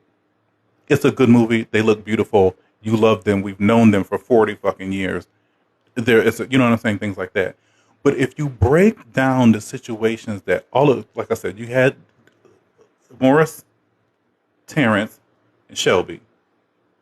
Side note, Nicole Ari Parker, I love her. I don't know if I did not ever love her, but I know I never loved her more than I love her now. Nicole coming to the scene, she shake the party up. She do what needs to be done. She gives what needs to be given, and I'm talking about this is what she did in Best Man Next Chapter, and then her performance on and Just Like That, because I discredited her. We're watching the clips or the previews and talk about they were shooting in this, like, oh, Nicole Ari Parker is going to be in. I'm like, what the hell is she going to bring? She brought it, and I need to see it again. I didn't even know she was going to be in Best Man Next Chapter till she showed up on there, looking stunning, and did what she needed to do and swirled the fuck back out. Important. I think she was in there 2 episodes. Did what needed to be done. Beautiful. So then you got the Shelby and you got Terrence. You got Morris. You got Regina and you got Dean, right? Then you got I'm supposed to be counting. Morris, Shelby, Terrence, Regina, Dean, Tay, Sanaa, and Nina. That's 8 of them. You have 8 people in 8 episodes going through 8 different things at one fucking time. How do you walk away from that and say, oh, it was good? The conversation should go so much deeper, because if it's just good, then we just base it on the fact that Morris had an ass shot and Nia had nice clothes and Tay Diggs lived in a beautiful home, when there was so much more to take away from that. Granted, like I said, a little hit over the head with, this is black people's problem. This is the plight of black person. This is what you have to go through every day. But the fact that I said I wanted to end with Dean because he went through the most. But the fact that Terrence was ready to find himself in a situation where things were a little bit more comfortable so that he could take the reins and be more responsible and was ready to risk it all for what his father had said or what his father wanted, but then had to fall into a relationship that he knew that he was too scared or not didn't feel adequate enough to be in after 14 years to find himself ultimately with that girl, because Shelby and Terrence had the best relationship out of all of them, but they had put in that work. They had gone through the struggles and and found themselves up at the top of the mountain. Besides the fact that Shelby didn't tell him that that was her son, her child, which I think was the worst thing in between their relationships, but they were the best. And then Shelby, who was all kind of the same thing, was living high, living high, living high, and now had to find herself working her way down into settle, a bit of a settling, getting a job on that show, not getting the recognition like Paris did and things like that, and now being stay at home, and now my husband is sick, and I need to make sure he's good because I love him. Conversations, two different conversations, boom, right there. Who do I want to go into next? Nia Long. Nia Long, working, missing out on love, thinking she needs to do what she needs to do to stay at work and things like that, missing out on opportunities, not taking care of her health, at the top of her game, but dying. That's a conversation right there. Now, do I want to end with Taye Diggs or do I want to end with Dean? You got Taye Diggs, who was consciously, consistently narcissistic. And I was talking to my best friend about this. People live in these bubbles. People create their bubbles. People create their worlds. We've discussed this. And people do it to a fault. But it only becomes a fault to the people that can't do it. You know what I mean? His friends is cool with him being him because at the end of the day, they all have their own lives. None of those boys was simply relying on Taye Diggs to provide this, provide that. They played their games. They kept in contact with a group chat, but there was no emotional ties to expect so much from Taye Diggs for them to be upset by the decisions that he made to make his life better. And that's the thing. He wasn't mooching and doing and taking advantage of people. He was doing things to progressively make his life better. He get with Sanaa Lathan, and that's what I saw too, which was more of a reason for me to want to watch it. But people are like, Sanaa Lathan was the real victim, or Sanaa Lathan was the real problem, or something like that, villain. And so when you look at Sanaa in that situation, she came into her relationship with Taye, attracted and inspired by his motivation. He was willing and things like that, you know what I'm saying? And Taye was providing things, moving for himself to make his life better, providing things to Sanaa that led her to believe that they were being in a situation put together in a way that she had expected her relationship to be put together, but not considering the person that Taye Diggs was. Narcissistic, goal-driven, right? So now, in the spirit of their relationship, she has found her passions and has found her goal and her purpose, and those two things do not align. Because in the process of her doing the things that she wants to do, she is now expecting to get the same type of things that she put into Taye Diggs on his goal and his path to be the person that he is. But he don't have the time for that because Taye Diggs don't never stop, right? And then to say that she want to move out the country with the baby. First of all, it's illegal. It's illegal. So that's not even an option, right? But to say you want to move out the country, a power move, because at the end of the day, you know he's not leaving, because what he needs when it all comes down to it, when he needs to for the balance of it, he needs to be home. He needs to play cards with his boys. He needs to have the wife at home. He needs those things to keep things, you know what I'm saying, so that he can go on and do the things that he needs. That's just how people are, as men and women like that. But my problem with Sanaa, which was not a problem because I'm trying to see everybody's standpoint, because everybody, like I said, everybody had came from a perspective. There's 8 different of them in that movie. Sanaa overlooked the details again, and this is things we've talked about too. She overlooked the details in the beginning that would have indicated to her that this man, this is who he is. The ability to change that is not really in the forefront, or it's not going to be something so drastic that you'll never be pleased, because it'll never get to the point of what you're expecting him to do, expecting him to be. Him and Nia would work out, probably not now because Nia trying to take the time off, but they're working and they moving. You know what I'm saying? They're going to grow together. Also, to the history. I don't think nobody's a victim. They're just not in the positions that they need to be in. That's why Shelby and Terrence work so good, because they had worked through so many things separate from each other, and finally found themselves in a position to need to settle down. You know what I'm saying? Terrence had been womanizing, and Shelby had been, you know, celebrating celebrity, and she had been being famous. You know. But Tay and Sanaa moving ships in the night, because he wants to be better and she wants to be better, but they're not doing it together. He don't care about the foo, and she don't care about him wanting to write insightful, for his work to be credible, to be meaningful, which I think was a disservice. It's a disservice to both of them. But I like in that, or I could reference, you know, Tasha, the St. Patrick's, is that Tasha never understood Ghost's desire to be legit. She never understood Ghost's desire to not want to be so and wrapped up in that world. She wanted him to be Ghost always. Angela called him Jamie. Tasha called him Ghost. First of all, I'm not calling my man by no nickname. If your name is Theophis, I'm calling you Theophis. Not Mook, Trook, or Doo. No. Because you have to identify the man.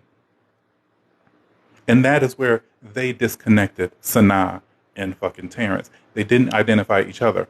Or, you know, Sanaa didn't identify the constant, you know, because there was nothing wrong with that, because he was successful in it. The things that he did was successful. He wasn't like he was trying and failing and things like that. Now she got to encourage him. No, he was doing the things he wanted to do, and he was making it work. She didn't identify that in him, that would be the type of person that he would be. And at the same time, he didn't identify in her, not that she didn't want to do things. He didn't not want her to do things. Because I don't think when they, with the little bar, that was more so like you want me to stop what I'm doing. I'm obviously out here working, to call somebody, to call the thing, to buy the thing. I don't know why she just couldn't buy it. But he was like, you know, well, if you're not happy, there's really nothing I can do. I'm not capable of providing you the happiness that you're looking for. So they were just two people that were not equally yoked. Now we got Dean and Regina Hall, right? Dean and Regina Hall, second next to Shelby and and Terrence. The biggest situation with Dean and Regina, they lacked communication. Because Dean was happy living a life. He was happy doing what he was doing, like career-wise, it was not challenged. He wanted something more, but it wasn't in his career. He wanted to be recognized by his friends. He wanted to be recognized and validated. He wanted to be recognized and validated by his friends. He wanted to be recognized and validated by his woman. He wanted to be recognized and validated in his home. But he wasn't getting that because his friends were out doing other things and then portraying him in a way that he was not, that he never, I don't think, I would think, I don't know, whatever, you know what I'm saying? That he didn't really see himself being in. And now it's played out in a movie And people think this is enjoyable, but I'm actually hurt about it. My wife is running around doing things and not considering the fact that I would like some time for myself too, because just because I'm happy being home, that don't mean I always want to be home. You know, that sort of thing. As with Regina was like, okay, I'm here, we're stable, we this, with that. I have these ideas, I'm working towards it. I'm in the gym. Regina in the gym, trying to make it work, doing the things. Then she gets hit with the goddamn sexual thing. I can't say that I was expecting that, and that's what I'm saying about them just throwing things on there. Because then it's a situation of, like she said, just always a what if or whatever the case may be. And it's like, okay, so if she stayed with her, that, what she called it, she was writing a thesis or dissertation or something like that. If she stayed with her professor or proctor or whatever she called the person, would she have experienced that? Probably not, because it didn't seem like she had that close of a relationship with that man before until she gets in that situation. At the same time, too, she never indicated to him with her shy, coyish demeanor that she was even interested with anything in that type of level. So it just showed the magnitude at which, or the levels at which, the magnitude of the situation and the levels that people will go to fulfill their needs and stuff like that, whatever the case may be. Because for him to roll up on her the way that he did, like I said, they were a bit extreme in some cultural situations or in some social situations. Cut to Dean in that situation with the white lady.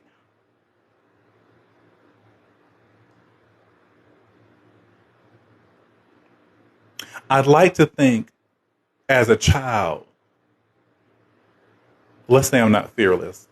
I like to think I would have scooted right on over and scooted that dog right out the car. Okay? I like to think that. And then my sister and my father would have gotten in the cab and we would have been done. And I also like to think that I would have cussed that lady out so severely that it wouldn't even have to been a back and forth about whose it was or whose it that, because now she's scared, crying, and ready to move. I like to think that when the police came, I would want to be, again, seen and heard in my side of the situation, that you just don't take this white woman's word for it because she's white. And then for her to say, as she got in that car, thank you for doing your job. It played so many ways, so many things. You know what I mean? In that situation. I was supposed to open up the conversation. Play so many ways, play so many things in that situation. And that all went into, like I said, he wanted to be seen, heard, validated from his friends and from his wife. And now he's not even seen, heard, validated in the streets. But he went boxing. And he got all the recognition that he needed.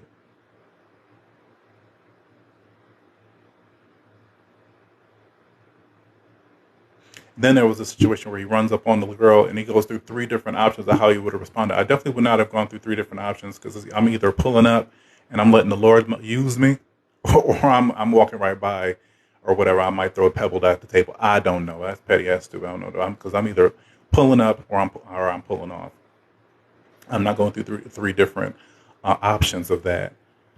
But those were just the things that he was battling with. And then, too, with the fact that he, considering how his daughters consider that situation, and they played it as if the kids, the kids are resilient, but yes, if the children had so much going on, it was water under the bridge or whatever the case may be. But even still, as a grown man, grown black man, and a grown man with children, those are weights that you carry, because it's like, well, I would hate for my kids to experience something like that. I want my kids to understand you can stick up for yourself. You know what I'm saying? Those things. That's what Dean went through the most. And then I love that they had came together and said, come in, how's your day, in a genuine way, and we answer honestly. That's a conversation right there. That whole situation with Regina trying to be seen as well and validated in her work, and appreciated at home, because she thought that Dean was just tolerating her and not really believing in her, or whatever the case may be. But they were both going through different things. They lacked communication. They didn't communicate through their emotions and through their situations, to be a help in each other, and that's why I said they're right under Shelby, because they in their communication could have assisted each other a lot better. Regina says, "This is how I feel. This is what I want to do. This is my expectation," and things like that. I feel like it would have had to been Dean to say that first, because these are the things I'm dealing with, and she probably would have been able to understand that. Because it's not about happy wife, happy life. It's that happy union that creates. I wish I had a rhyme. It's about a happy union. If you good, I'm good. That sort of thing. But if she can't, if I would have woke his after that situation. I would have woke his ass up on the couch. And as a loving man that he was, obviously, he wouldn't, even if his ribs was cracked, nose was broken, he would have still tried to leave the house. He still would have went to go defend her honor, because that's just the relationship that they had. You know what I'm saying? It wasn't like he was dismissive or not present. He was just overwhelmed with the things that he was going through on his own. Now we talk about my situation with fucking Morris Chestnut and that son. Well, Morris Chestnut, and that's the thing that they touched on, the grief, losing a loved one, sexually addicted, I guess, that, you can say whatever the case may be. He was just fucking around. You know what I mean? Multiple women, multiple times, multiple places. So there was that, and he got over that, thankfully, to the beautiful black woman who likes white men, who's married to a white man from the place. But then the next issue, because once he gets over that, now he has to deal with his son. That whole thing, non-binary, big black, they, them, fade and lashes and a liner, and the Rick Owens shoes, and there's somebody out there like that. But it's just like, that's the thing. We have to drive the image home so hard that it has to be, this is the only way people will understand it. This is the only way people will you know what I'm saying, make sense of this thing if he looks like this, or whatever the case may be. I don't know. I rather prefer him be transitioning completely, or actually use somebody who is transitioning to really make that situation. But that's the thing. He wasn't transitioning, which creates more questions, because it's like, okay, they don't want to be her, she wants to be they, them. But you look like a man.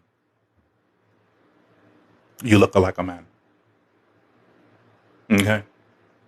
So he had to deal with that triggering for me, and his response, Morris Chestnut's response to that. It's my house. You look like this, act like that, things like this. That was triggering, and that would be, like I said, all of this to say, when somebody says, "How was the movie?" It was good. You can't say it was good. That part where Terrence, that part where Morris Chestnut tells him first of all, that part where Terrence is in his room going through his things was the craziest thing. You know what I'm saying? Things like that. Maybe you don't say that on Facebook or whatever the case may be, but people share so much other dumb shit on Facebook. It's nice to share something relatable that creates a conversation that gets people. Like I said, this is a free space. With that being said, I'm gonna open this up because it's 5:30 and I'm gonna be out of here at 6. But hold on, y'all. Let me figure out how to do this. There's a button. There's a button. Here we go. Allow. Stuff on the chats. Welcome to the chat. It's nice to get on the platform and just express that sort of thing. Especially because it's not even about that. People get on. Listen, with the Wendy Williams people talk about lymphedema. Oh, my mother has lymphedema. People get on TikTok and talk and share all their business. Okay? Don't know these people, never meet these people. Don't care. Mother's brother's limbs then fell off, and people don't care. Oh, when I got beat because my husband, people don't care. And when it comes, we have to do something different with the information or with the content that they give us. That's our responsibility. Because if we just pass it off as good, you move right on to the next thing. And then it allows some other type of subservient quality of information or content to come out for somebody to just pass off. If somebody were to start the conversation, like I said, that scene he's going through the thing, it's triggering. It's relatable. For him to say, you dress like this, you're my son, things relatable. For him to go to find him at the church, I never went down to the church though. But for him to have that conversation with him of, and then for them to use God that way, and that started my, another element of the conversation too, is like, people always weaponize God. Bill, but you talk about God being loving, what the fuck makes you think that he don't love me? If you sit out here fucking bitches, from Timbuktu to Brooklyn, what makes you think he loves you any less than he loves me? When I'm simply just trying to be myself. Relatable content. That's my aspect of the thing.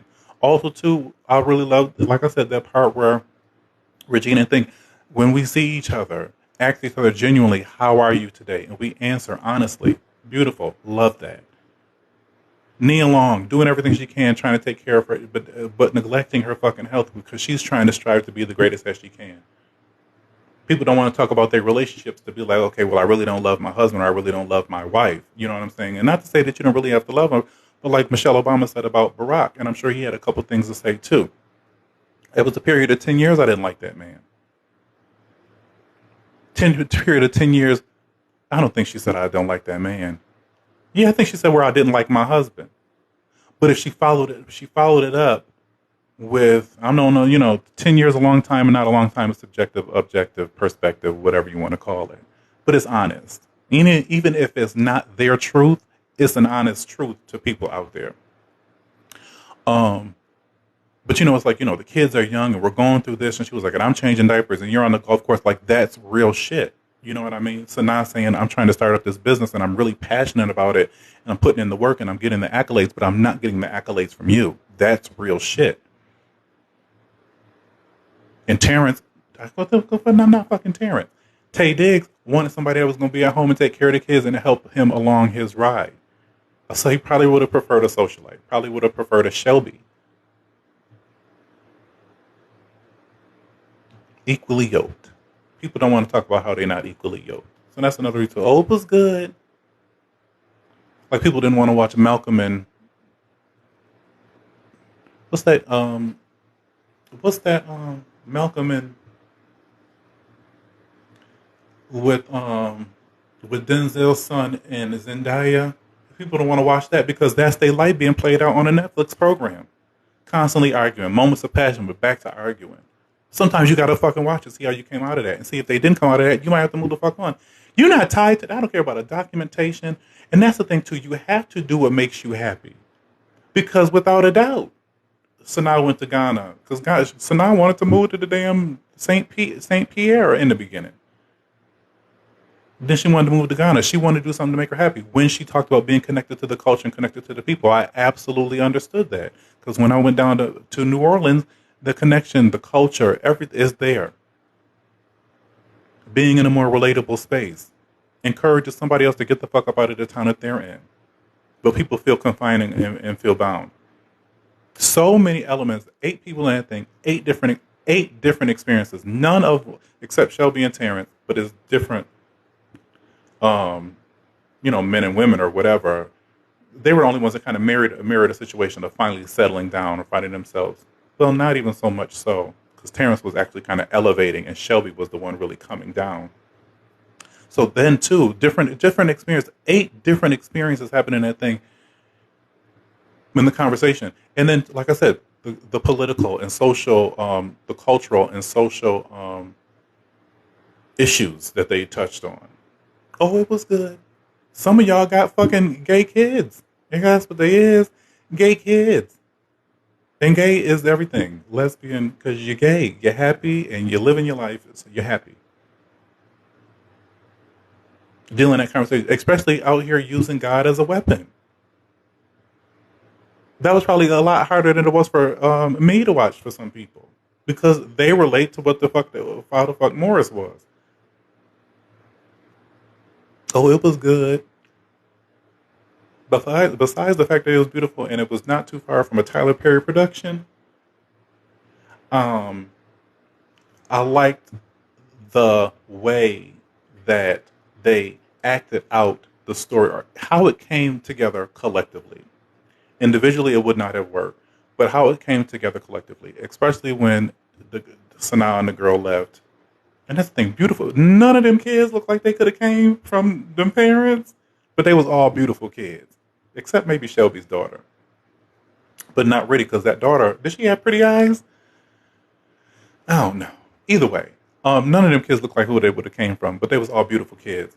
But um, when Sanaa left, and they just rolled up to us. I remember I was talking to you guys. We talked about that before too. People going down, people out. You got to roll up on them. You know what I'm saying? Just to make sure everything is fine. Because as a friend, you understand those things. Whether they just want to play cards and drink or not, but they knew that homeboy was down. They came to his house. Wasn't they all over the spectrum? So they pulled up to his house, got the cars, had the food, had the drinks. You know, like that right there. Beautiful, beautiful, beautiful moment. Great, a great representation or display or a modeling of what you do in a time of a situation like that when your friend is experiencing a situation like that. That was absolutely great. Even Shelby and Nia's relationship, where Shelby like, bitch, you're blind. You know what I mean? Like, you need to go do, you know what I'm saying? That sort of thing. You know what I mean? And there's nothing wrong. Male intimacy, bromance is healthy. It's healthy. It's healthy when you can get around people that you are comfortable with and you can be open with, and that can be there for you. Because somebody looking at Shelby probably wouldn't think that she um, um, is that selfless and involved in somebody else's life. Because, like I said, I don't really know too much about the first one. And the second one, all I remember is old girl dying, and I wanted to cry. So, and I will not be going back. I'm completely done with the best man. Okay, but so I don't really know the significance of their relationship. But that was surprising and refreshing to see her be so snooty, but then still be so connected and involved in her friend's life. You know what I mean? That sort of thing. Because I was thinking, you sit and you identify the fact that, girl, you out here living your best life, but you're not living life. Does that make sense? All the success and got the things you produce in these shows and things like. And I think that, what's the show called? From the Culture. I was like, that's kind of cute.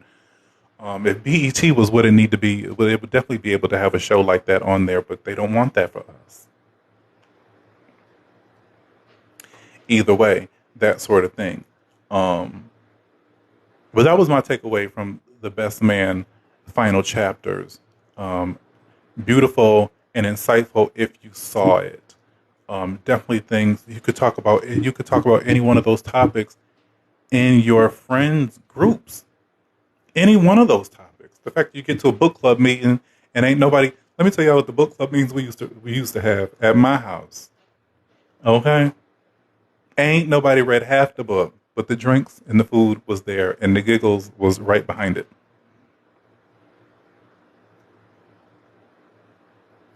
That, yeah, I did enjoy it. I found myself smiling watching it because it was like I said, beautifully shot. I do like a little bit more of a grainy, moody lens, but that's just me.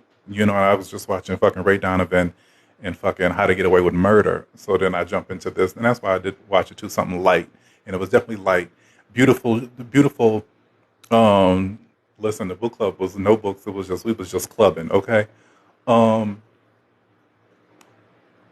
Beautiful lighting. Everybody looked absolutely stunning. Terrence always looked the same. This Lucius Lyon, old boy from Hustle and Flow. Terrence just gonna be Terrence, handsome and swaggy and whatever the case may be. Terrence had the best performance.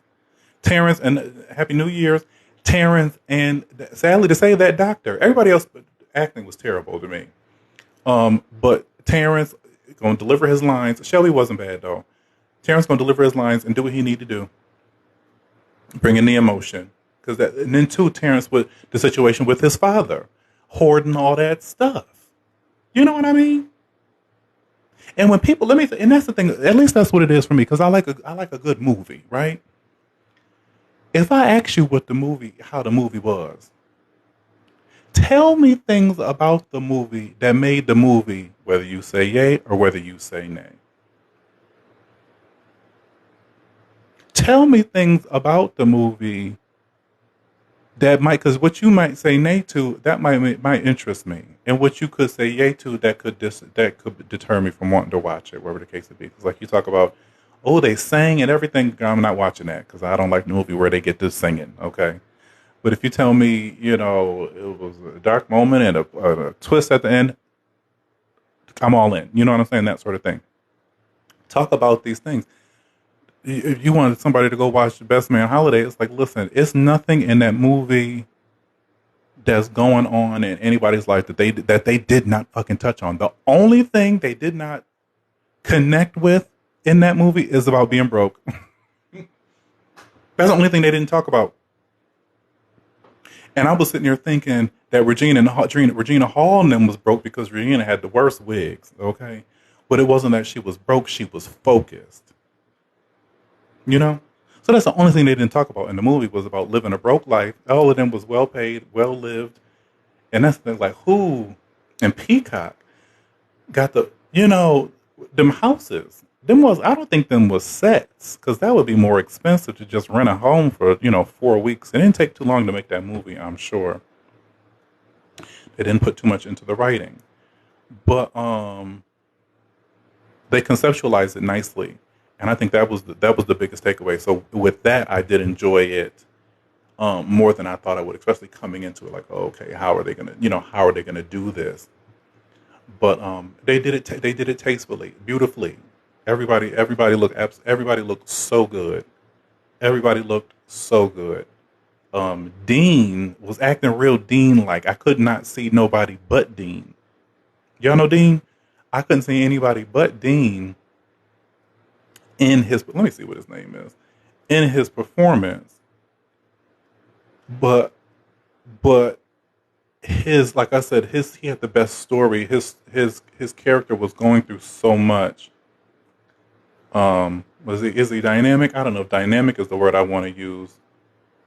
But he was going through so much that you couldn't help but be involved in what he was going through, or probably kind of understand Harold Perrineau.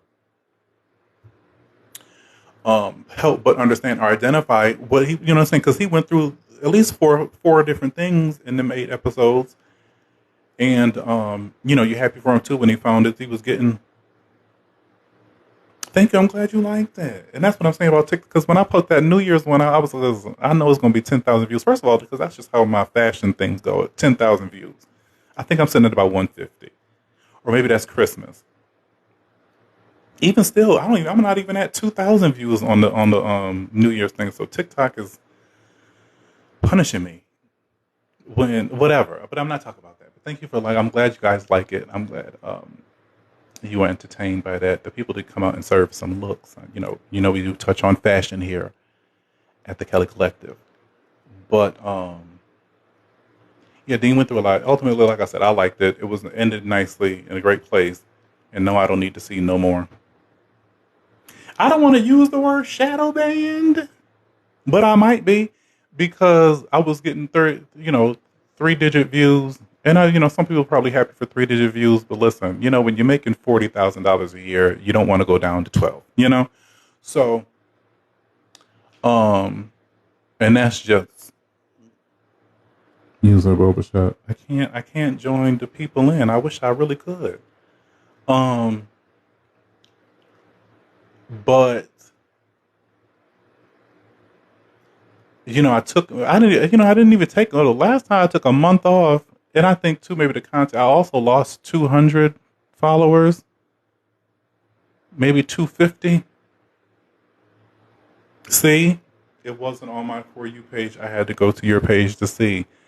And it's like, that probably is the main thing I need to be upset about. But I don't want to be upset about it. I just don't have to put in. But that's the thing. This is my problem too. Is that putting in the work, like this fucking Britney thing, and that's listen. If y'all don't understand the content I like to provide, it's not just the cookie cutter. I'm reading this from somebody. Like I told y'all, the best 2 out of 3. I'm gathering information from at least 3 sources, and I'm putting it together, and then I bring. I deliver it.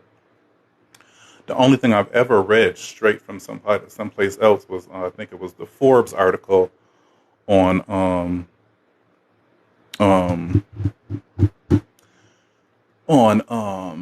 Beyonce's publicist, that lady, and that was because I just needed a quick turnaround to follow the video. And I don't want to. I want to put in the work. I don't want to take the easy way out of like reporting what TMZ said or just taking it. You know what I'm saying? First of all, I don't want to be out here plagiarizing. I want to be authentic, and informed. And like I said, or what we've experienced to some degree, I like the investigative part about it, and that all takes time. But also, I like to be compensated. One of the major factors in a lot of decisions that I've made in my life is lack of compensation. Is from lack of compensation. So that's a demon I battle with, or whatever the case may be. But no, it's not good to put out the videos and then get the 300 views. It is, it is. And then that's yeah. So I just need to shut the fuck up and go to YouTube. But I've always said I'm not leaving TikTok just for, moments like this. And I like to get on here. I like to go live. I like to consume the content on TikTok. But providing content like this, I don't watch other people's pages that do the things. I don't watch anybody on TikTok that does. I don't really watch anything news-wise unless it's like the blogs on Instagram. And when people, and then if it comes across my For You page, because I think just because this is the type of content I do, so they put it on my stuff, it's more like here's the thing. Happy New Year, love. Here's this, and I'm just going to talk about this. You know what I'm saying? That sort of thing, which is me. I'm more like, okay, this is this, and here is this, and because of this, so that means I have to research things. And now I've spent all day researching, you know what I'm saying, a story. And then it's like, here's 400 views. Here's 40. I don't have no double digits. I do got actually in the past couple rows, couple double digits, which is, my own personal trial. But I'm looking for a little more. And then at the same time, too, just being thankful for the things, like I said, Brian, if you're watching, Brian Balthazar following me, like that's a big thing. Kill Pretty following me, that's a big thing. King Ashley Ann's a big thing. Rich Luck's big thing. Personal triumphs that I think I just need to put more appreciation in, especially people like King Ashley Ann and Rich Lux and Kill Pretty, who are people that I follow on other platforms, now follow me on this platform. You know what I mean? So I just probably would need to be more. I feel like I'm grateful and appreciative, but I think too it's kind of the compensation of the things that it's like, okay, the little pennies they get to rolling in and stuff like that, and then also too finding the balance, because it's like the Chrissy video, one of the videos that takes me a day or two to gather the information, get the script out, shoot it, you know what I'm saying, that sort of thing, gets 1 million views.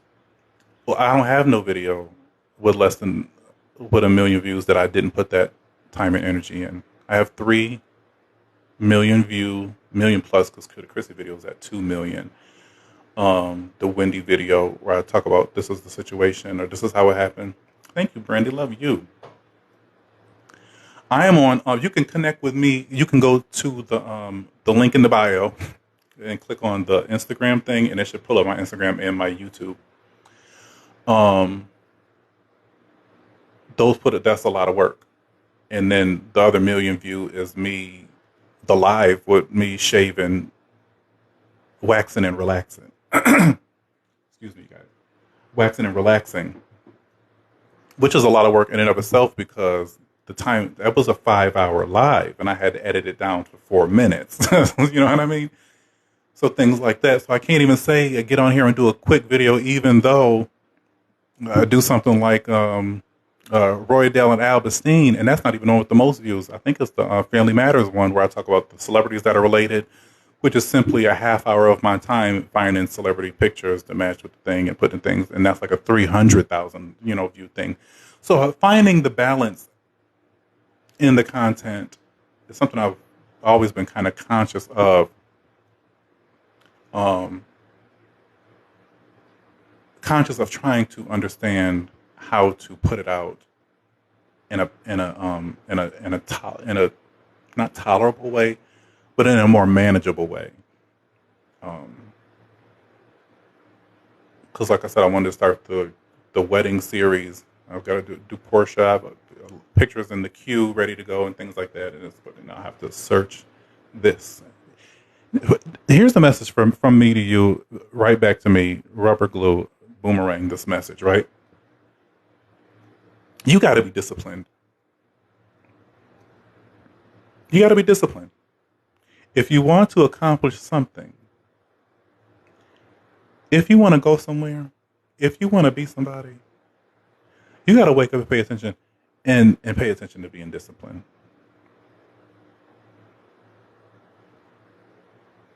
Thank you so much, Star. And that's the thing. Y'all get on here and love on me, and I really appreciate that so much. And I'm now, Stacey, I'm not in NYC. I'm just in New York State. I wish we could meet up. They saying that her wedding pics are fake. Whose wedding pic? Oh, Britney Spears. There are some wild theories on Britney Spears. Wild theories on Britney Spears right now. You got to be disciplined. You can't do nothing without discipline. But there are wild theories, and that's the thing too. In that, one video, you make 15-second video, and sometimes that works, and sometimes it doesn't work, because it worked for like the damn Chrissy video and the Marjorie video, but like say it's not working for what I'm saying about because I'm looking into the Britney thing, and this Britney thing has led me to Diddy, and this Britney thing has also led me to Britney's managers and business associates. That leads me to the Kardashians, which leads me to Kanye. You know what I'm saying? So I have to bring it all in. I can't even think about what I want to say. I don't know. And overthinking too. I'm going to overthink. Girl, Britney to Diddy. Britney to Diddy. And like I said too, I think Britney went missing when she said that Diddy had more weed. She said that Kevin Federline had more weed than Diddy and Snoop Dogg and things like that, which I could not find when I made that video referencing that again. So, it is an odd entanglement, but it's business. That's the industry, and she was with Def Jam at the time. Nope, not Def Jam. She was with what's Vibe? What's the one word one? And I got books and notes here, y'all. Like I try to be, I just try to deliver. And maybe do I try too hard? I don't know. She was with and actually not even, and then Britney's business associates take me to Rob Kardashian. Because Britney's associates, business associates are associated with the girls, and they're friends with the guys. She was with what's the name of that damn company? Either way, this is in the VMAs, and this was back in 2007. That's not the one. This is the one. This is back in 2007.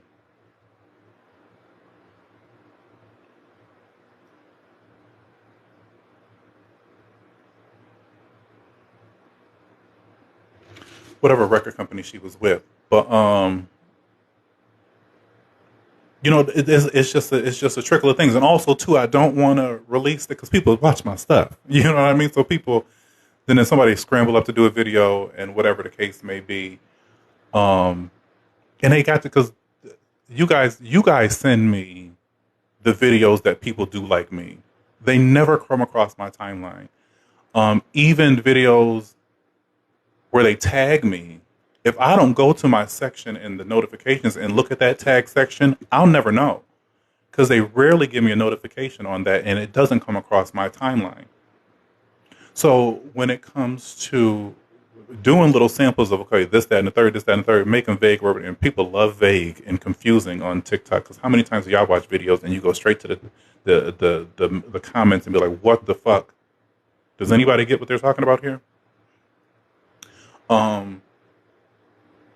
People are confused, but I don't want to do that. And that's something, like I said, about me not being even work, because it's like, you don't play the game right, London. And London has never really played the game right.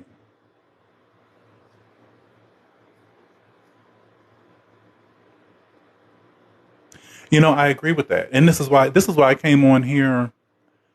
I don't think it was as concise as I would have liked it to be.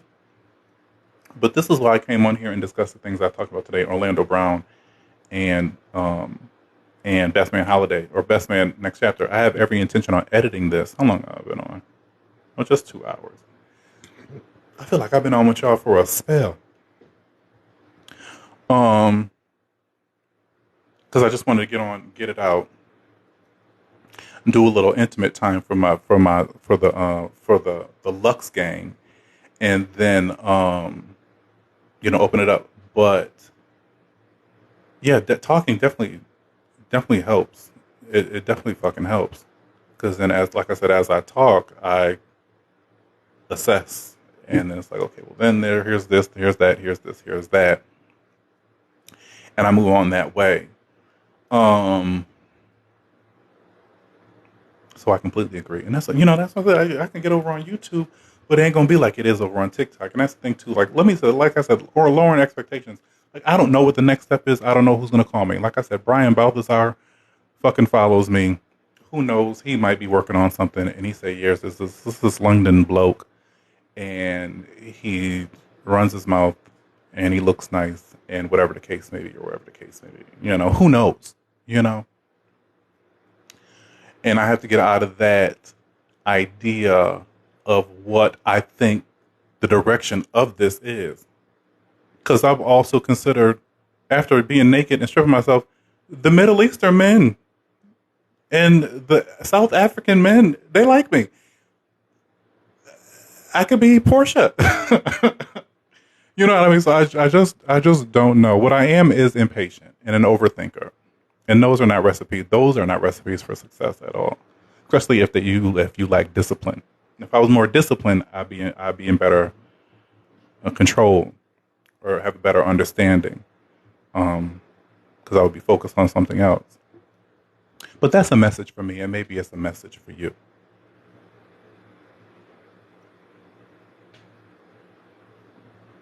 But y'all know how I feel about y'all on here. As the kids say, and the adults, I love y'all bad. Okay? Right? Listen, I'm trying to be Eve out here, okay? Eve. Or Portia. Now, Portia did that video. Where she had that gun shooting that man. I don't know if that was the proper image that you want to put out for your new husband. I don't know. I just don't know. Well, we already know Portia physical. I don't want to use the AGGRESSIVE word, but we know Portia get physical. So don't be out here talking about how you want to shoot the poor man, Portia. You just got with him. The ink probably ain't even dried on the new will yet, and she's sitting here trying to take him out.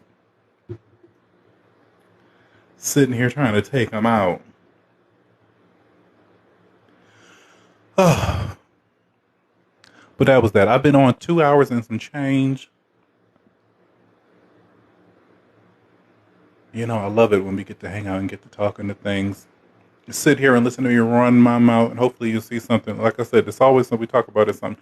What I haven't watched, I got to watch that. How I'm going to watch that, I'm not really sure. We'll see if it pops up. But I'm going to go on and I'm going to see what Lamar had to say over on his interview over at the TMZ. And hopefully Lamar makes it to Easter. But like I said, too, we're just in a point where information is readily available, and they're using people to get the information out. To what degree or to whose benefit we won't quite ever know. but it's not because people want to, because people have been killed for less, like true tea, you know. So we have all this stuff going on. Buckle up. It is a new year. Arguably not so happy, arguably not so happy. But if you sit and reflect on yourself, you're here, we're here, you know, a thankful new year, you know, an appreciative new year, an appreciative days, weeks, and months coming, No New Year's resolutions. Just put in the work to do what you need and want. You know, think big, be bigger. You know, you know how we do. But I'm out. That's all I got. Ain't got no more. Tell Funky Daniva I stole that from him. But y'all know I love y'all. Love Cook Correct. And until next time, I will definitely see you sooner rather than later.